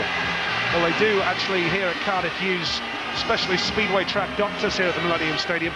The guy with the medical officer jacket on there at the back to you there, the medical officer is Dr. Brooks, who's the Wolverhampton track doctor, and also they use Dr. Butler, who's the Workington track doctor. So they do use specialist speedway track doctors here at Cardiff. These guys are so important, I've had a couple of big ones myself in my time, and and to be confident and know that there's, you know, the medical backup there. You know, like Sean sat next to us in the fan zone. He crashed at Screenage Testimonial, broke his neck, and luckily there was a proper paramedic there that got his neck in the right position and held him and supported him, and now he's looking like in 4 or 5 weeks Sean could be riding again. And at the time it looked like he was only a couple of mils away from doing his spinal cord in, so it's so important to have the medical backup. Well, there he is, Tony Richardson waving to the crowd. He left Poole just over a month ago, and it's great to see him back in Britain. Another thing that happens with the boys as well, you know, if he knows that he's damaged his bike, like I said, he's going to struggle to be back out on that bike. Sometimes the boys will stay down a little bit longer and sort of just whisper to your mechanic, you know, get in there and get that thing sorted. I'm going to roll around a bit. I'm not saying Tony's done that, but I know a bloke who did once. So, who was that with? Oh, I can't tell. I can't kiss and tell, mate. But, yeah, so that's all part of the tactics. This whole thing is very tactical, and maybe he's given his mechanics a bit more time to sort it out. Well, like you say, the value of that air fence has come into play there, hasn't it? Big style. And if that was a normal safety fence, I'll tell you what, Tony Richardson could have still been down there now. Well, mate, you can't put a price on it, because if it saves one guy and saves a couple of broken bones and there's riders not injured, especially, you know, serious injuries, it's worth, well, it's worth anything. Well, Tony Richardson shaken but not stirred. Gets his helmet back on. He'll be back out for the restart. There's Mark Loram with Jakob Olsen to his left, the Danish team manager, former rider as well, the son of the Grand Prix race director Ollie Olsen. And Mark Loram with a face of concentration there. And the Brit boys, Mark Loram in blue, Scotty Nichols in white, they'll be looking to get away and get the top two in this one. How will they be feeling now, Mark and Scotty, because they know they've got the backing of virtually everybody in this stadium? Well, the nerves would be pretty big, but that's where you just got to try and blank it out and just race a race like it would be if you were doing a league match at Wolverhampton on a Monday night or whatever it may be. You just take it as it is. It is hard, but this noise in the background is unbelievable. You can hear it through anything. What a night we've got, and well, I wonder what Keith Ewan feels about it all, Keith. I've got to tell you that exactly Billy Hamill thought that that was Tony Richardson taking his time, so his crew got the bike fixed. Now, I can tell you we've got loads of live sport, as ever, on Sky Sports. Following this show, there's live boxing on Sky Sports tonight. Ricky Hatton takes on Carlos Wilfredo Vilches for the World Boxing Union light welterweight title. That's live on Sky Sports from 10:15 tonight. So that's on Sky Sports 1. Carlos Wilfredo Vilches versus Ricky Hatton. If it's half as good as this, well, the only thing is in boxing, of course, they only go down once or twice. We get it about every race here. So then, moving on, we go back to the line, and everybody will be back in, all four. Unfamiliar ground for Tony Richardson. He's in an eliminator, and he's picking himself off the floor. Nigel. Yes, Keith, you could say this is a battle of the heavyweights here in Heat 21. The big guns are here. Niki Petterson inside, Mark Loram gate 2, Scott Nichols gate 3, Tony Richardson up the outside again. Whoever finishes third and fourth here are out of the GP, and whoever finishes first and second will progress through to the semi-finals. It is a massive race in the context of the whole meeting, and I have to say the British boys generally tonight, Jono, have done us all proud. Really, you know, it's been great. Like I say, the whole thing, they probably lifted to the occasion with the support they've had from the crowd here. Heat 21 it is there, the stakes are high. It's the second time that we've had to run this race. Tony Richardson on the outside, ended up in the fence first time out. What will happen here? Heat number 21. Niki Petterson again has made the start, and the British boys will come underneath him. Here comes Scott Nichols. Oh, Niki Petterson's kept his nerve. Full credit to Niki Petterson there, and Tony Richardson is trailing at the back with Mark Loram third. Niki Petterson has the lead. Scott Nichols second. Mark Loram is third, and he's coming under pressure from Tony Richardson here to try and get an extra Grand Prix point. But this will do Scotty Nichols nicely, because Scotty will be through to the semis. That's perfect. I mean, it's very disappointing that Mark's in the back there, but Scotty's made it through. Like I say, he needs this at the moment. He needs it more than anyone to get riding again, get the confidence back, and get out there doing the stuff that Scott Nichols does best and win races. Well, Scott Nichols has survived some high-pressure races here tonight. He's survived the Eliminators, and he's on his way through to the semis if he holds his case here. Niki Petterson on his way to victory, and here comes Scott Nichols in second, and all the British fans in front of us celebrate a fantastic result for Scotty Nichols. And Niki Petterson, you can see what that means to him as well, and the fans are absolutely loving it. Yeah, gutted for Mark, you know, he hasn't got through, but then again, Scotty's got through, and like we said before, Niki, right from the beginning, I said he'd be gunning for this. This is his Grand Prix. He won it last year. He wants it again, and he's looking good. He really needs this to be back in the world title chase. Otherwise, he's left it too late. Well, Tony Richardson, the series leader before this meeting, has only picked up 7 points tonight. So 7 Grand Prix points for Tony Richardson, and that means he's up to 61 now. Niki Petterson the winner, Scott Nichols second, Tony Richardson third. 8 points for him, I should say, and Mark Loram picks up 7 points. So that's the result of heat number 21. What a champion he is, though. You know, Tony's just been down, he's had a crash, he's got up, he's come back, he's been eliminated, and he goes around and waves to all the crowd. He's a brilliant world champion and a great ambassador for the sport. The ultra-professional, isn't he? And again, a dramatic race there in Heat 21. They're coming thick and fast, and I'll tell you what, it is a fantastic speedway meeting here at Cardiff. And let's get some reaction from Scotty Nichols. He's with Jonathan Green. Yeah, he's just coming from the back there. He's just getting his hat on and coming past his mechanics, if I can get past there. He's coming round. Hang on 1 second. Scotty, fantastic. That's exactly what you wanted. You're through to the semis and you did it in style. Yeah, you know, it was a hard first turn, and didn't really. I knew Niki was going to go straight out because Tony was there, and I knew I had to cut back. But as you know, Mark was there, and Mark made a good first turn. They just had enough legs to get round the outside of Mark. It was a shame I couldn't have a little bit more and nip Niki up, and could have been me and Mark through. But I'm just delighted to be through the semis and let's get in that final. Well done. Let's see if Lee Richardson and Dave Norris can do the same. Yes, once again, 2 British riders here. Can we get one or both of them through in Heat 22? Just to confirm then, Tony Richardson, 8 points tonight. He's now on a total of 62 Grand Prix points. And Jason Crumb still in the contest in the semi-finals. He was just a point behind going into this meeting. So it looks very much as though Jason Crumb is going to take the lead in the World Championship tonight. That's to come later. Heat 22 of 25 races at the Millennium Stadium. Lee Adams, Lee Richardson, David Norris, Pepe Protasevich. Are the British fans going to be happy here, Jono? Or will your man Lee Adams do it? Mate, I hope the Brits do well here, but I really want Lee to go all the way here. It's so close to the World Championship. It's very close and very tight in the first turn, and Lee Adams has the lead. Second place at the moment is Lee Richardson, and David Norris is third. So Lee Adams has that lead, and the 2 British boys having a real go here. Lee Richardson in second place, so he would go through. David Norris is third now. What a night he's had as a wild card. He's been absolutely terrific. But Lee Adams making it look pretty easy here, Jono. Lee does that. Like I said before, you know, he gets out in front when other guys might be struggling a bit and hitting bumps. Lee just looks like he's sitting in his lounge chair watching Sky Sports. I mean, he's brilliant, isn't he? But at the back there, you know, Floppy's racing all the way. He's going on the inside here. Watch him, look at him plugging around the inside there, Lee. But I don't think he's actually going to be able to make it unless Lee makes a mistake. There's some ruts on the inside now, and hopefully he doesn't take off too much. Well, Lee Richardson, 10th in the Grand Prix Series before tonight. He could do with points to try and climb up to 8. Lee Adams is in the semi-finals, and so is Lee Richardson. Mixed emotions for the Brits because David Norris's night is over, but he can feel very, very proud of the occasion and the performance that he has put on tonight. He congratulates Lee Richardson, and David Norris has finished on 8 Grand Prix points this evening, the same as Tony Richardson. I think he'd have settled for that if you told him that before the meeting. It's been terrific. David Norris is getting the applause of the fans here, doing a lap of honour. So is Lee Richardson, and what about the leader, Lee Adams? A great ride from the winner there in Heat 22, another eliminator, and Pepe Protasevich on his way back to the pits. I mean, you look at this, even Pepe's come around, he's been knocked out now, but he's been so happy to be a part of this whole event. He's coming around and waving to the crowd. The guys are obviously disappointed to be out, but they're just happy to be here, and the whole event is, it just makes you buzz. We're down to 8 riders now. 8 riders can win this Grand Prix now. Gollum, Crumb, Johnson, Hancock, Niki Petterson, Nichols, Adams, Richardson.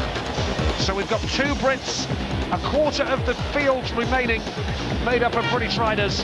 The big hopes lie with Scotty Nichols and Lee Richardson. Can they go on and do it? What a night it's been. And a terrific night of Speedway. We've got more in a few moments' time.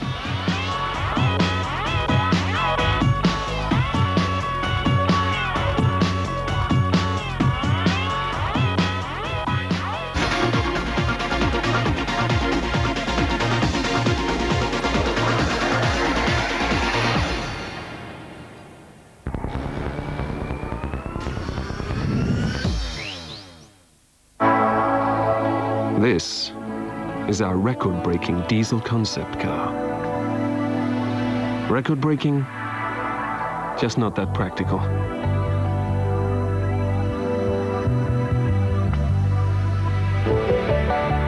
Which is why at Vauxhall, we took the same technology and put it into our other diesels. The new performance diesels from Vauxhall. And I see your Bupa care home has also got a nice big garden where I can do my painting. That's right. Oh, good. And just one more thing. Is it all right if I bring my cat? Oh, right. I see. Oh, there's a good boy then. Bupa has over 240 care homes across the UK where you can make yourself feel at home. Don't worry, he is house trained. Bupa, the health and care people.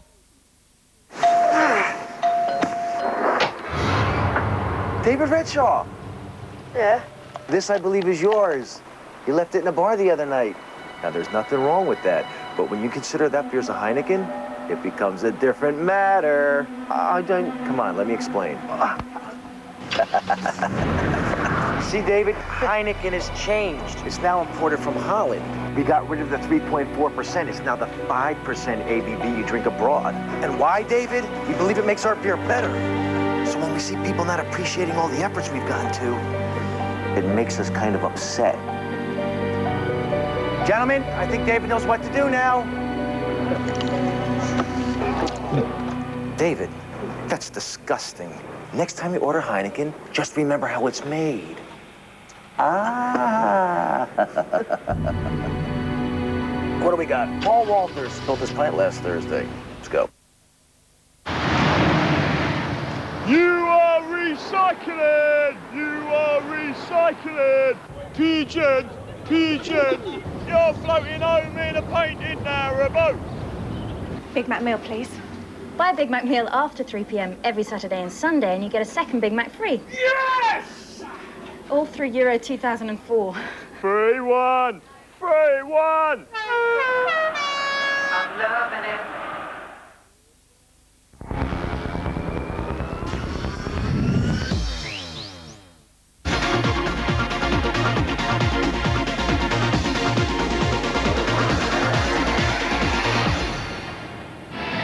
Three races are left as the British Speedway Grand Prix comes to a climax, and it could be the best climax of the year so far. We're live, and it's the semi-final next, and there's a British rider in each of the semis. Lee Richardson and Scott Nichols for Great Britain are still in with us.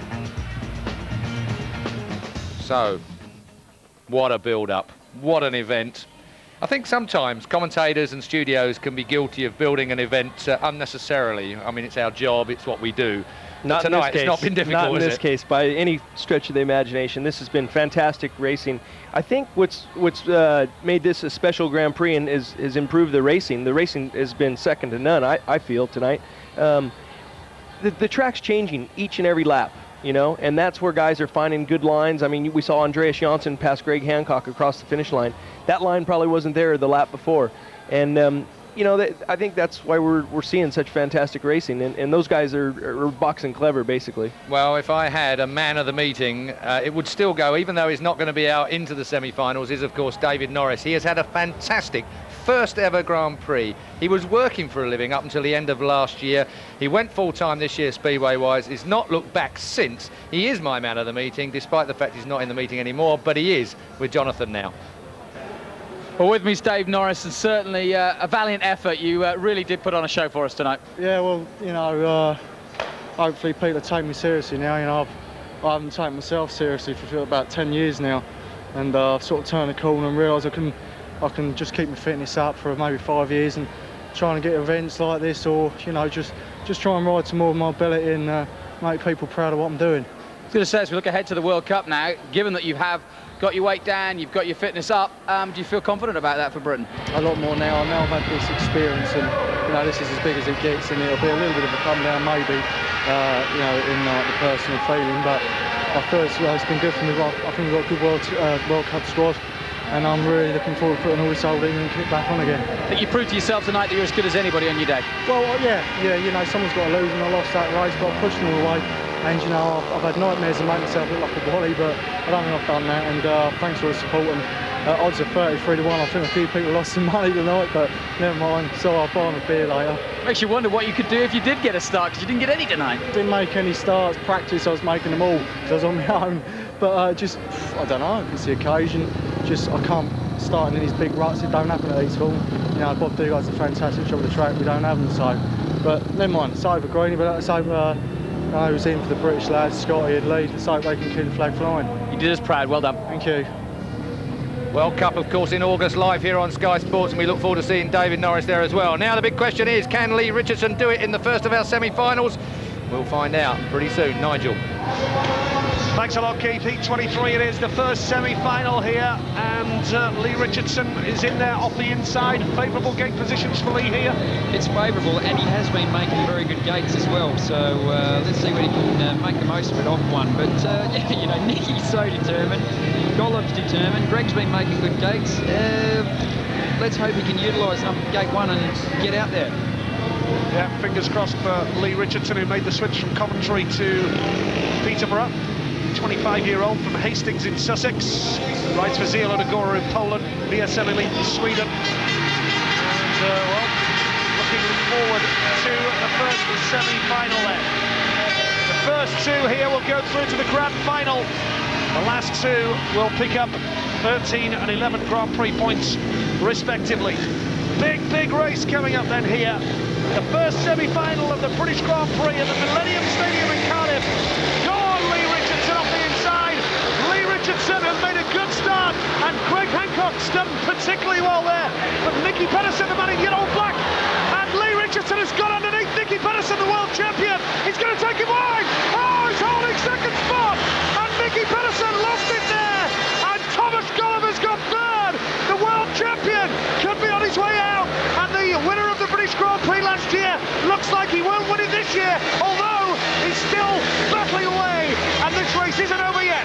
Great corner and ride by Lee, you know. I thought Niki was going to stay in front of him there, but he just ran him into the bend, kept it going, backed off at the last minute he could, and come round. It was perfect. It was great to see.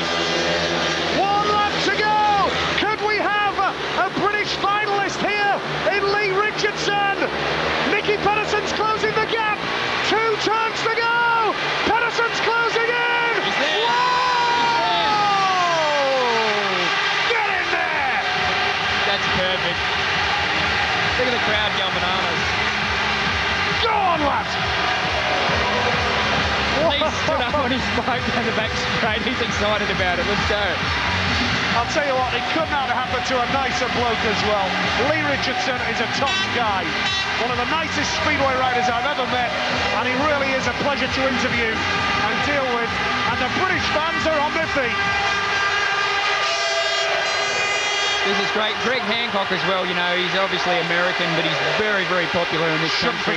He's been so good for the sport. You know, the last 10 years he's been riding here, Cradley and Coventry, and now he's at Oxford, and he's a very good sportsman and a great rider, and he's very popular, as you can see. Look at him going around waving to the crowd again. I'll tell you what, Cradley closed down nearly 10 years ago, but there's some Cradley supporters here tonight. They'll be delighted with Greg Hancock. Like you say, a credit to the sport. Mate, since Cradley shut, they never forgot Billy and Greg. You know, they were just basically Cradley Speedway when it finally shut down. It was disappointing that it did shut down, but well, let's get some reaction.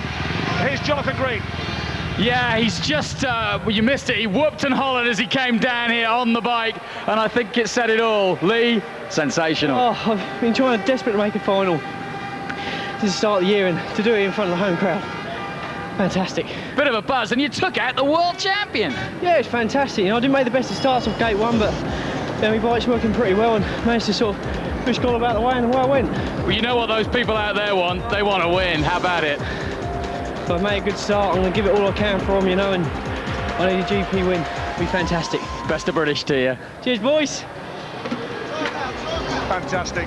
Well, what a night we're having here. There's Niki Petterson, the world champion. He's out, but he's collected 13 Grand Prix points to add to his 34 already, so he moves up to 47 Grand Prix points, Niki Petterson. Tony Ricardson's up to 62.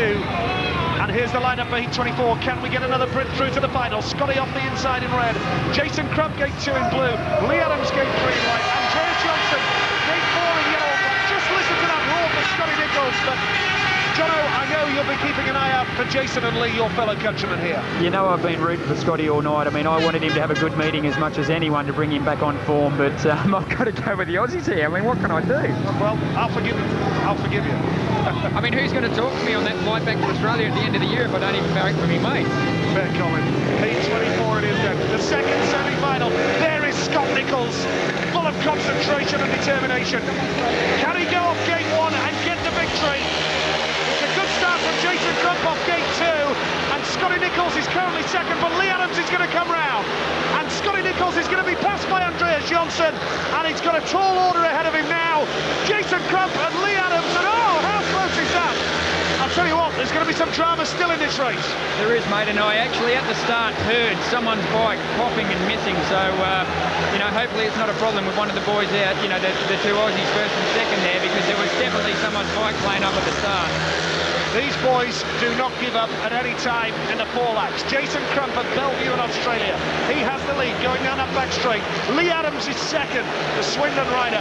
It looks like these two boys are heading for the final, and that is going to be a great result for both of them, because Jason Crump was second in the World Championship going into the meeting.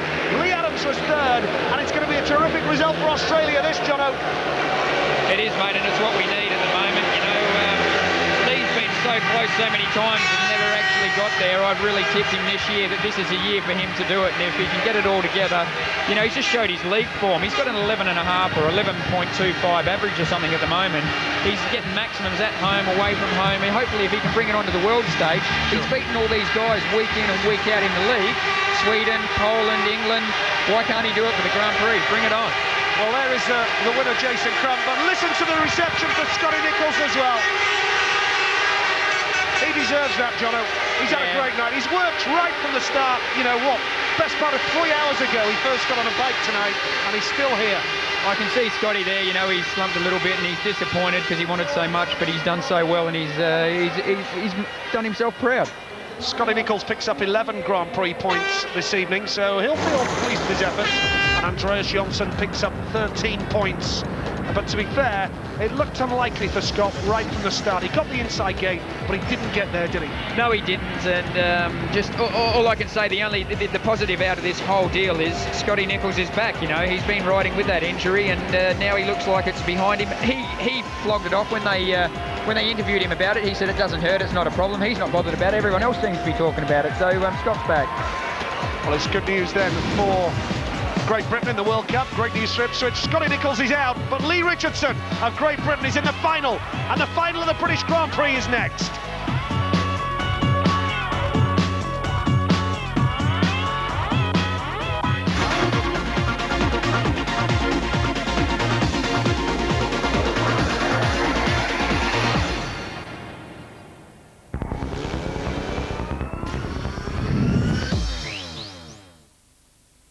Nine committed couples, 7 grueling weeks, 2 millionaire winners. I really don't want to do this. I'm sorry. The driver is going to be blindfolded. I can't do it. Get your teeth in it. 9 couples bear the burden, but do they share the load? Fear is the mind killer. Fear Factor Couples starts 9 o'clock Monday, Sky 1.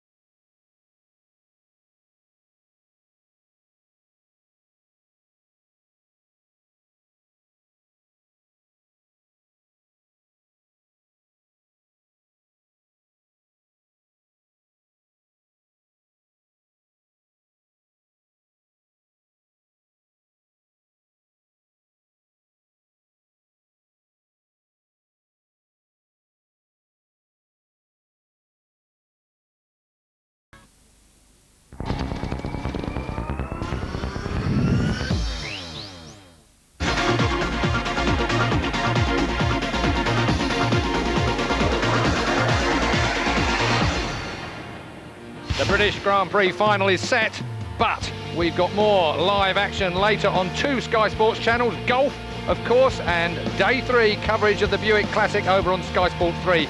But coming up next, right here on Sky Sports 1, World Championship Boxing, and Manchester's Ricky Hatton makes the 13th defence on his light welterweight title against Carlos Vilches. And we can go now down to pit lane with Scott Nichols, who's just been knocked out of this Grand Prix. Well, Scotty, John, I was just saying in commentary, you know, it's great to see you back to the level we know you can be at when you're probably still not 100% fit. Good night, all in all. Yeah, you know, I'm not 100% fit, you know, but not many excuses, you know. I was riding good enough to get through tonight. Just didn't make the start, you know. Gate 1, the ruts are really, really deep, but, you know, that's the way it is, you know. I'm pretty pleased with tonight, just frustrated because I was really up for it, and I knew I could make the final. I was capable of doing it, but there we go, you know, it's a lot better than the last one. Some useful points for the campaign ahead, though. Yeah, it is, you know, it's always nice to make the semi-finals.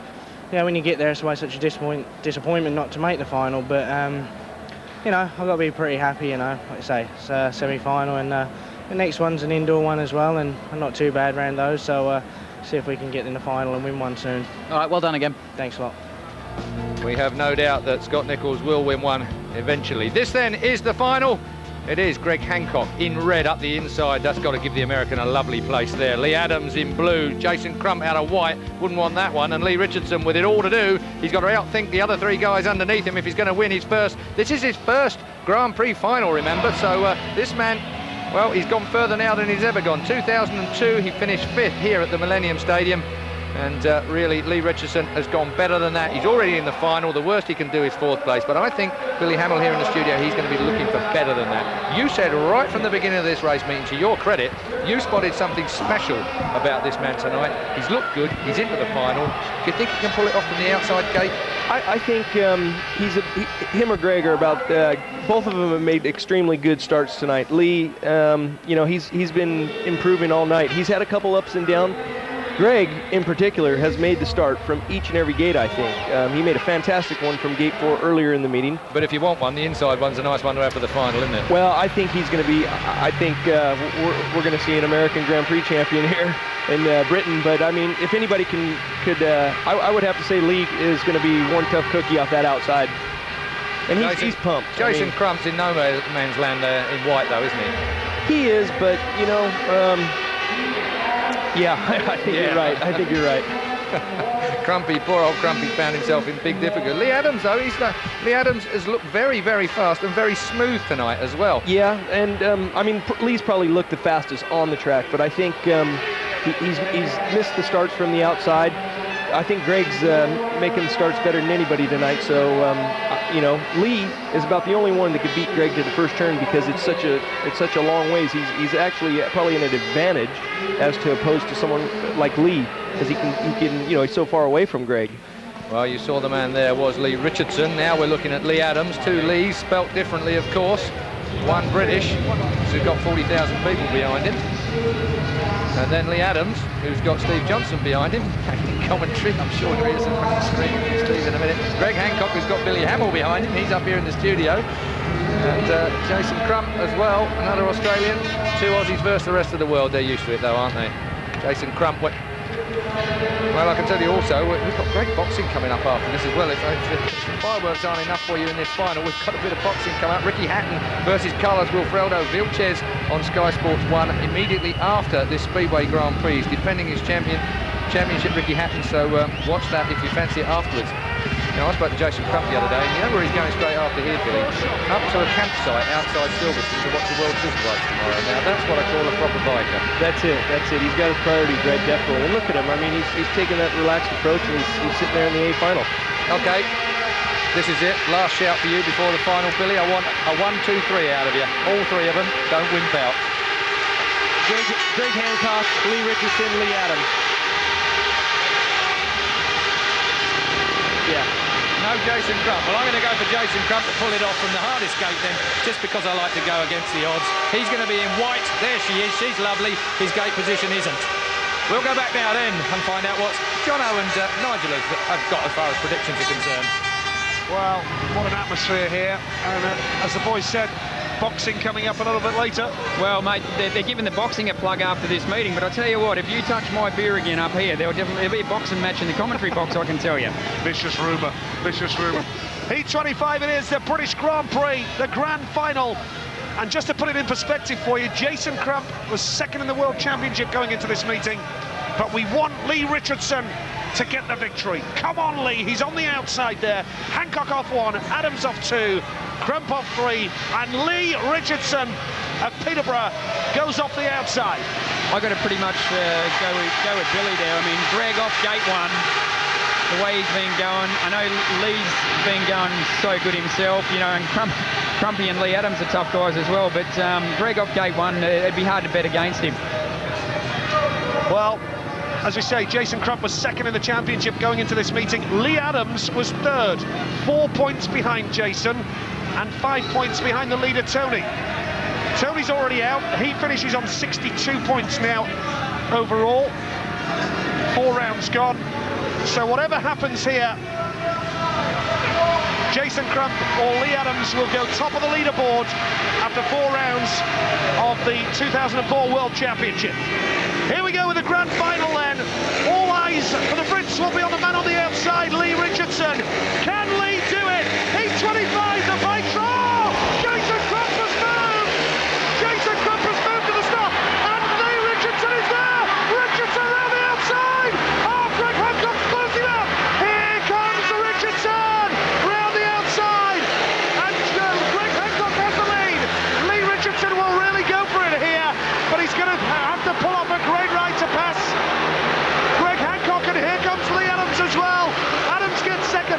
Richardson returns the compliment. Adams hangs on in there, and Greg Hancock is kicking on here. I tell you what, you know, Crumpy moved at the start there, which definitely hindered him. He jumped before it went, but he didn't touch the tape, so obviously it wasn't excluded or anything, but it cocked him up, you know. And look at Lee now, he's picking up the speed on the inside of Greg. It looks like he's going to come through on the inside of him. But look at Lee go, look at that bike. It's hooking up for him, but I think it's all too late. Into turns 3 and 4 we go. Oh, Greg's hit a run. Oh, no, look at this. Lee's coming. Oh! How close can you get? From here, Nigel, I don't know about you, mate, but I think Greg did come back on him. He had to run across the finish line. He hit that lump of dirt there, the bit of a ruck on the inside, and took off. And I think Greg has done it all the way through. Well, the fans are absolutely going crazy. Look at him. Look at him on the backstage. Like I say, they love him. He's been in this country for so long. He's ridden here for the last 12 or 14 years, and look at him with the crowd. He's perfect. And Lee Richardson is getting a standing ovation on the home straight as he makes his way back to the pits. We will get confirmation of the result because that was very, very close. Lee Richardson is absolutely delighted, and Lee's coming round again for another lap of honour. Lee Richardson down the back straight is having a lap of honour in front of the British supporters, and he deserves that. Mate, I've got to put the microphone down and stand up and clap Lee Richardson myself, because it's been great, hasn't it? To have a Brit in the final and have them all after him. I mean, I'm so happy for Greg, but Lee's had a great night. Look at him. Well, you'd think Lee Richardson had won the Grand Prix. He's absolutely delighted. He'll chill out and relax tonight and enjoy himself. Jason Crump there reflecting on what might have been. Jumps at the start, and the referee allowed the race to continue because clearly you realise that Jason Crump had hindered himself there. And Greg Hancock wheeling in celebration. I tell you what, you look at Crumpy as well, how much he's matured. I mean, he jumped at the start, didn't hit the tapes, got going. He's finished last in the final, and he's in the pits there, and he's sort of not got a big smile on his face. He's got a bit of a grin, and he's saying, well, hey, that's how it happens. But a great result tonight. I sort of picked Greg off 1, but it was inevitable how good he's been going, how good he's been gating. He was going to win it.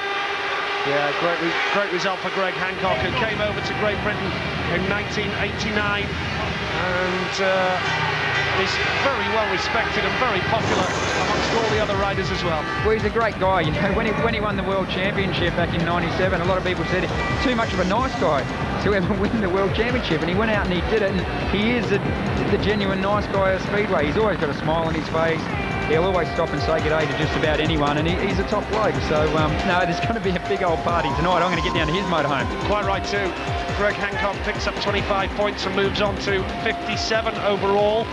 And I have to tell you, by my mathematics, I reckon Jason Crump and Lee Adams are now level on 69 points each at the top of the World Championship, and how fitting that a meeting like this should go down to the very last lap and the finish of the very last race. It's only fitting that the British Grand Prix was decided on the line, because it's been that type of night. Mate, well, going down to your mathematics, I'll go with that, because I was terrible at maths at school. But so was I, actually. But if we've got two Aussies at the top, I'm pretty happy about that. There you go, I was right, look. Hey, mate, not bad. You're from Wolverhampton, aren't you? Good lad. Went to school in Yorkshire, actually. Yeah, that'll learn you. Jason Crump and Lee Adams, 69 apiece. Tony Richardson third on 62. And another significant result. What it means is that the World Championship is wide open, and we're only just approaching the halfway stage, with Lee Adams and Jason Crump level on 69 and Tony Richardson on 62. That's how tight it is. Greg Hancock's up to 57, so he's right in contention tonight. That's what we want, mate. It's early on in the Grand Prix series, you know, and we don't want it sort of like anyone to run away with it. We want it wide open. We want everyone. If they could all be as exciting as this, it's unbelievable, isn't it? I'm so pleased for Greg. I'll tell you what, I had the pleasure of working alongside Greg as co-commentator at Peterborough recently, and here's Lee Richardson. Yeah, Lee Richardson's here with me now, third place, just what you wanted. Yeah, it was. I made a good start off, and I was nearly there with Greg. I tried 2 laps, I was on the outside of him, but to get third, I had to do an extra lap because the crowd's fantastic. It sends a shiver down your spine, you know. I'm over the moon. How much of a factor is that crowd out there?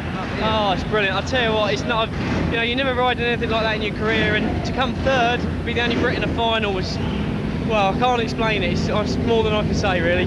Big night for you. You can take it forward from here, yeah? Yeah, definitely. I had a pretty good start of the GP season. I've been needing to make a final, and I felt confident tonight in making good starts, and I'm over the moon. We'll let you celebrate. Thank you very much.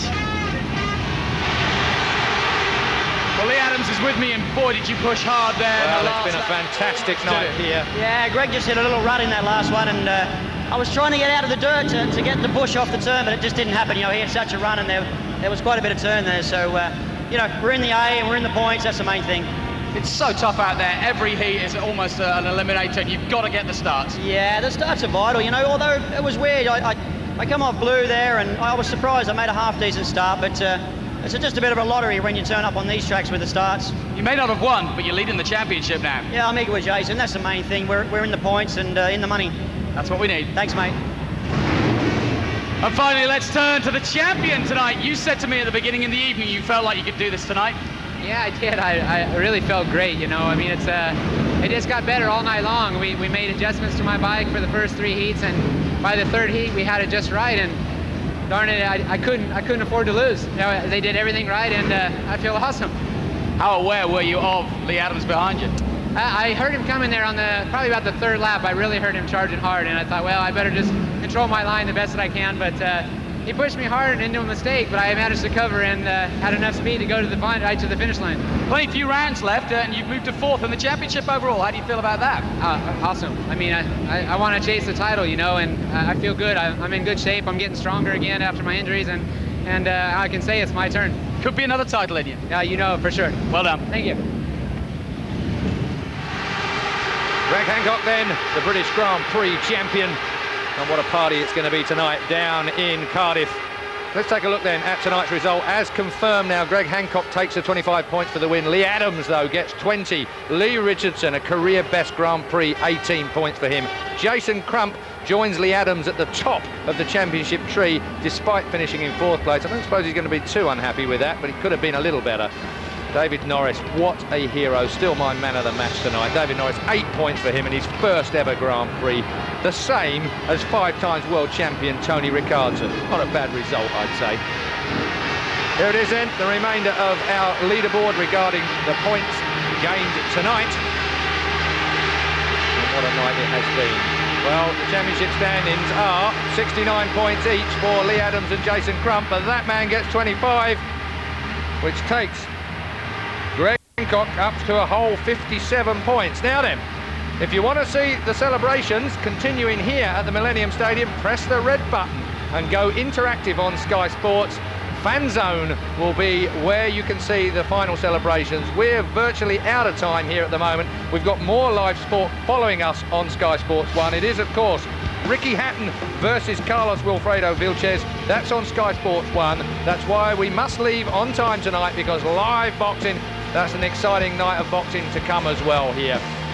Well, what an evening we've had here at the Millennium Stadium. Billy Hamill, very nice to see you back, not racing in Britain anymore, here to promote your book, No Bull it's called. We've had no bull tonight, we've had a brilliant night of racing, I'm sure you'll agree. Yeah, I mean, that was, I'm proud to be a part of it, and you know, that was easy commentating on this race. It lived up to every expectation, and obviously very pleased for Greg. I got a little bit of goose pimples. We've all got goosebumps here, of course. I'm going to be back next weekend. It is the British Superbikes from Brands Hatch. Join us for that. But from now, from all of us here at the Millennium Stadium, good night.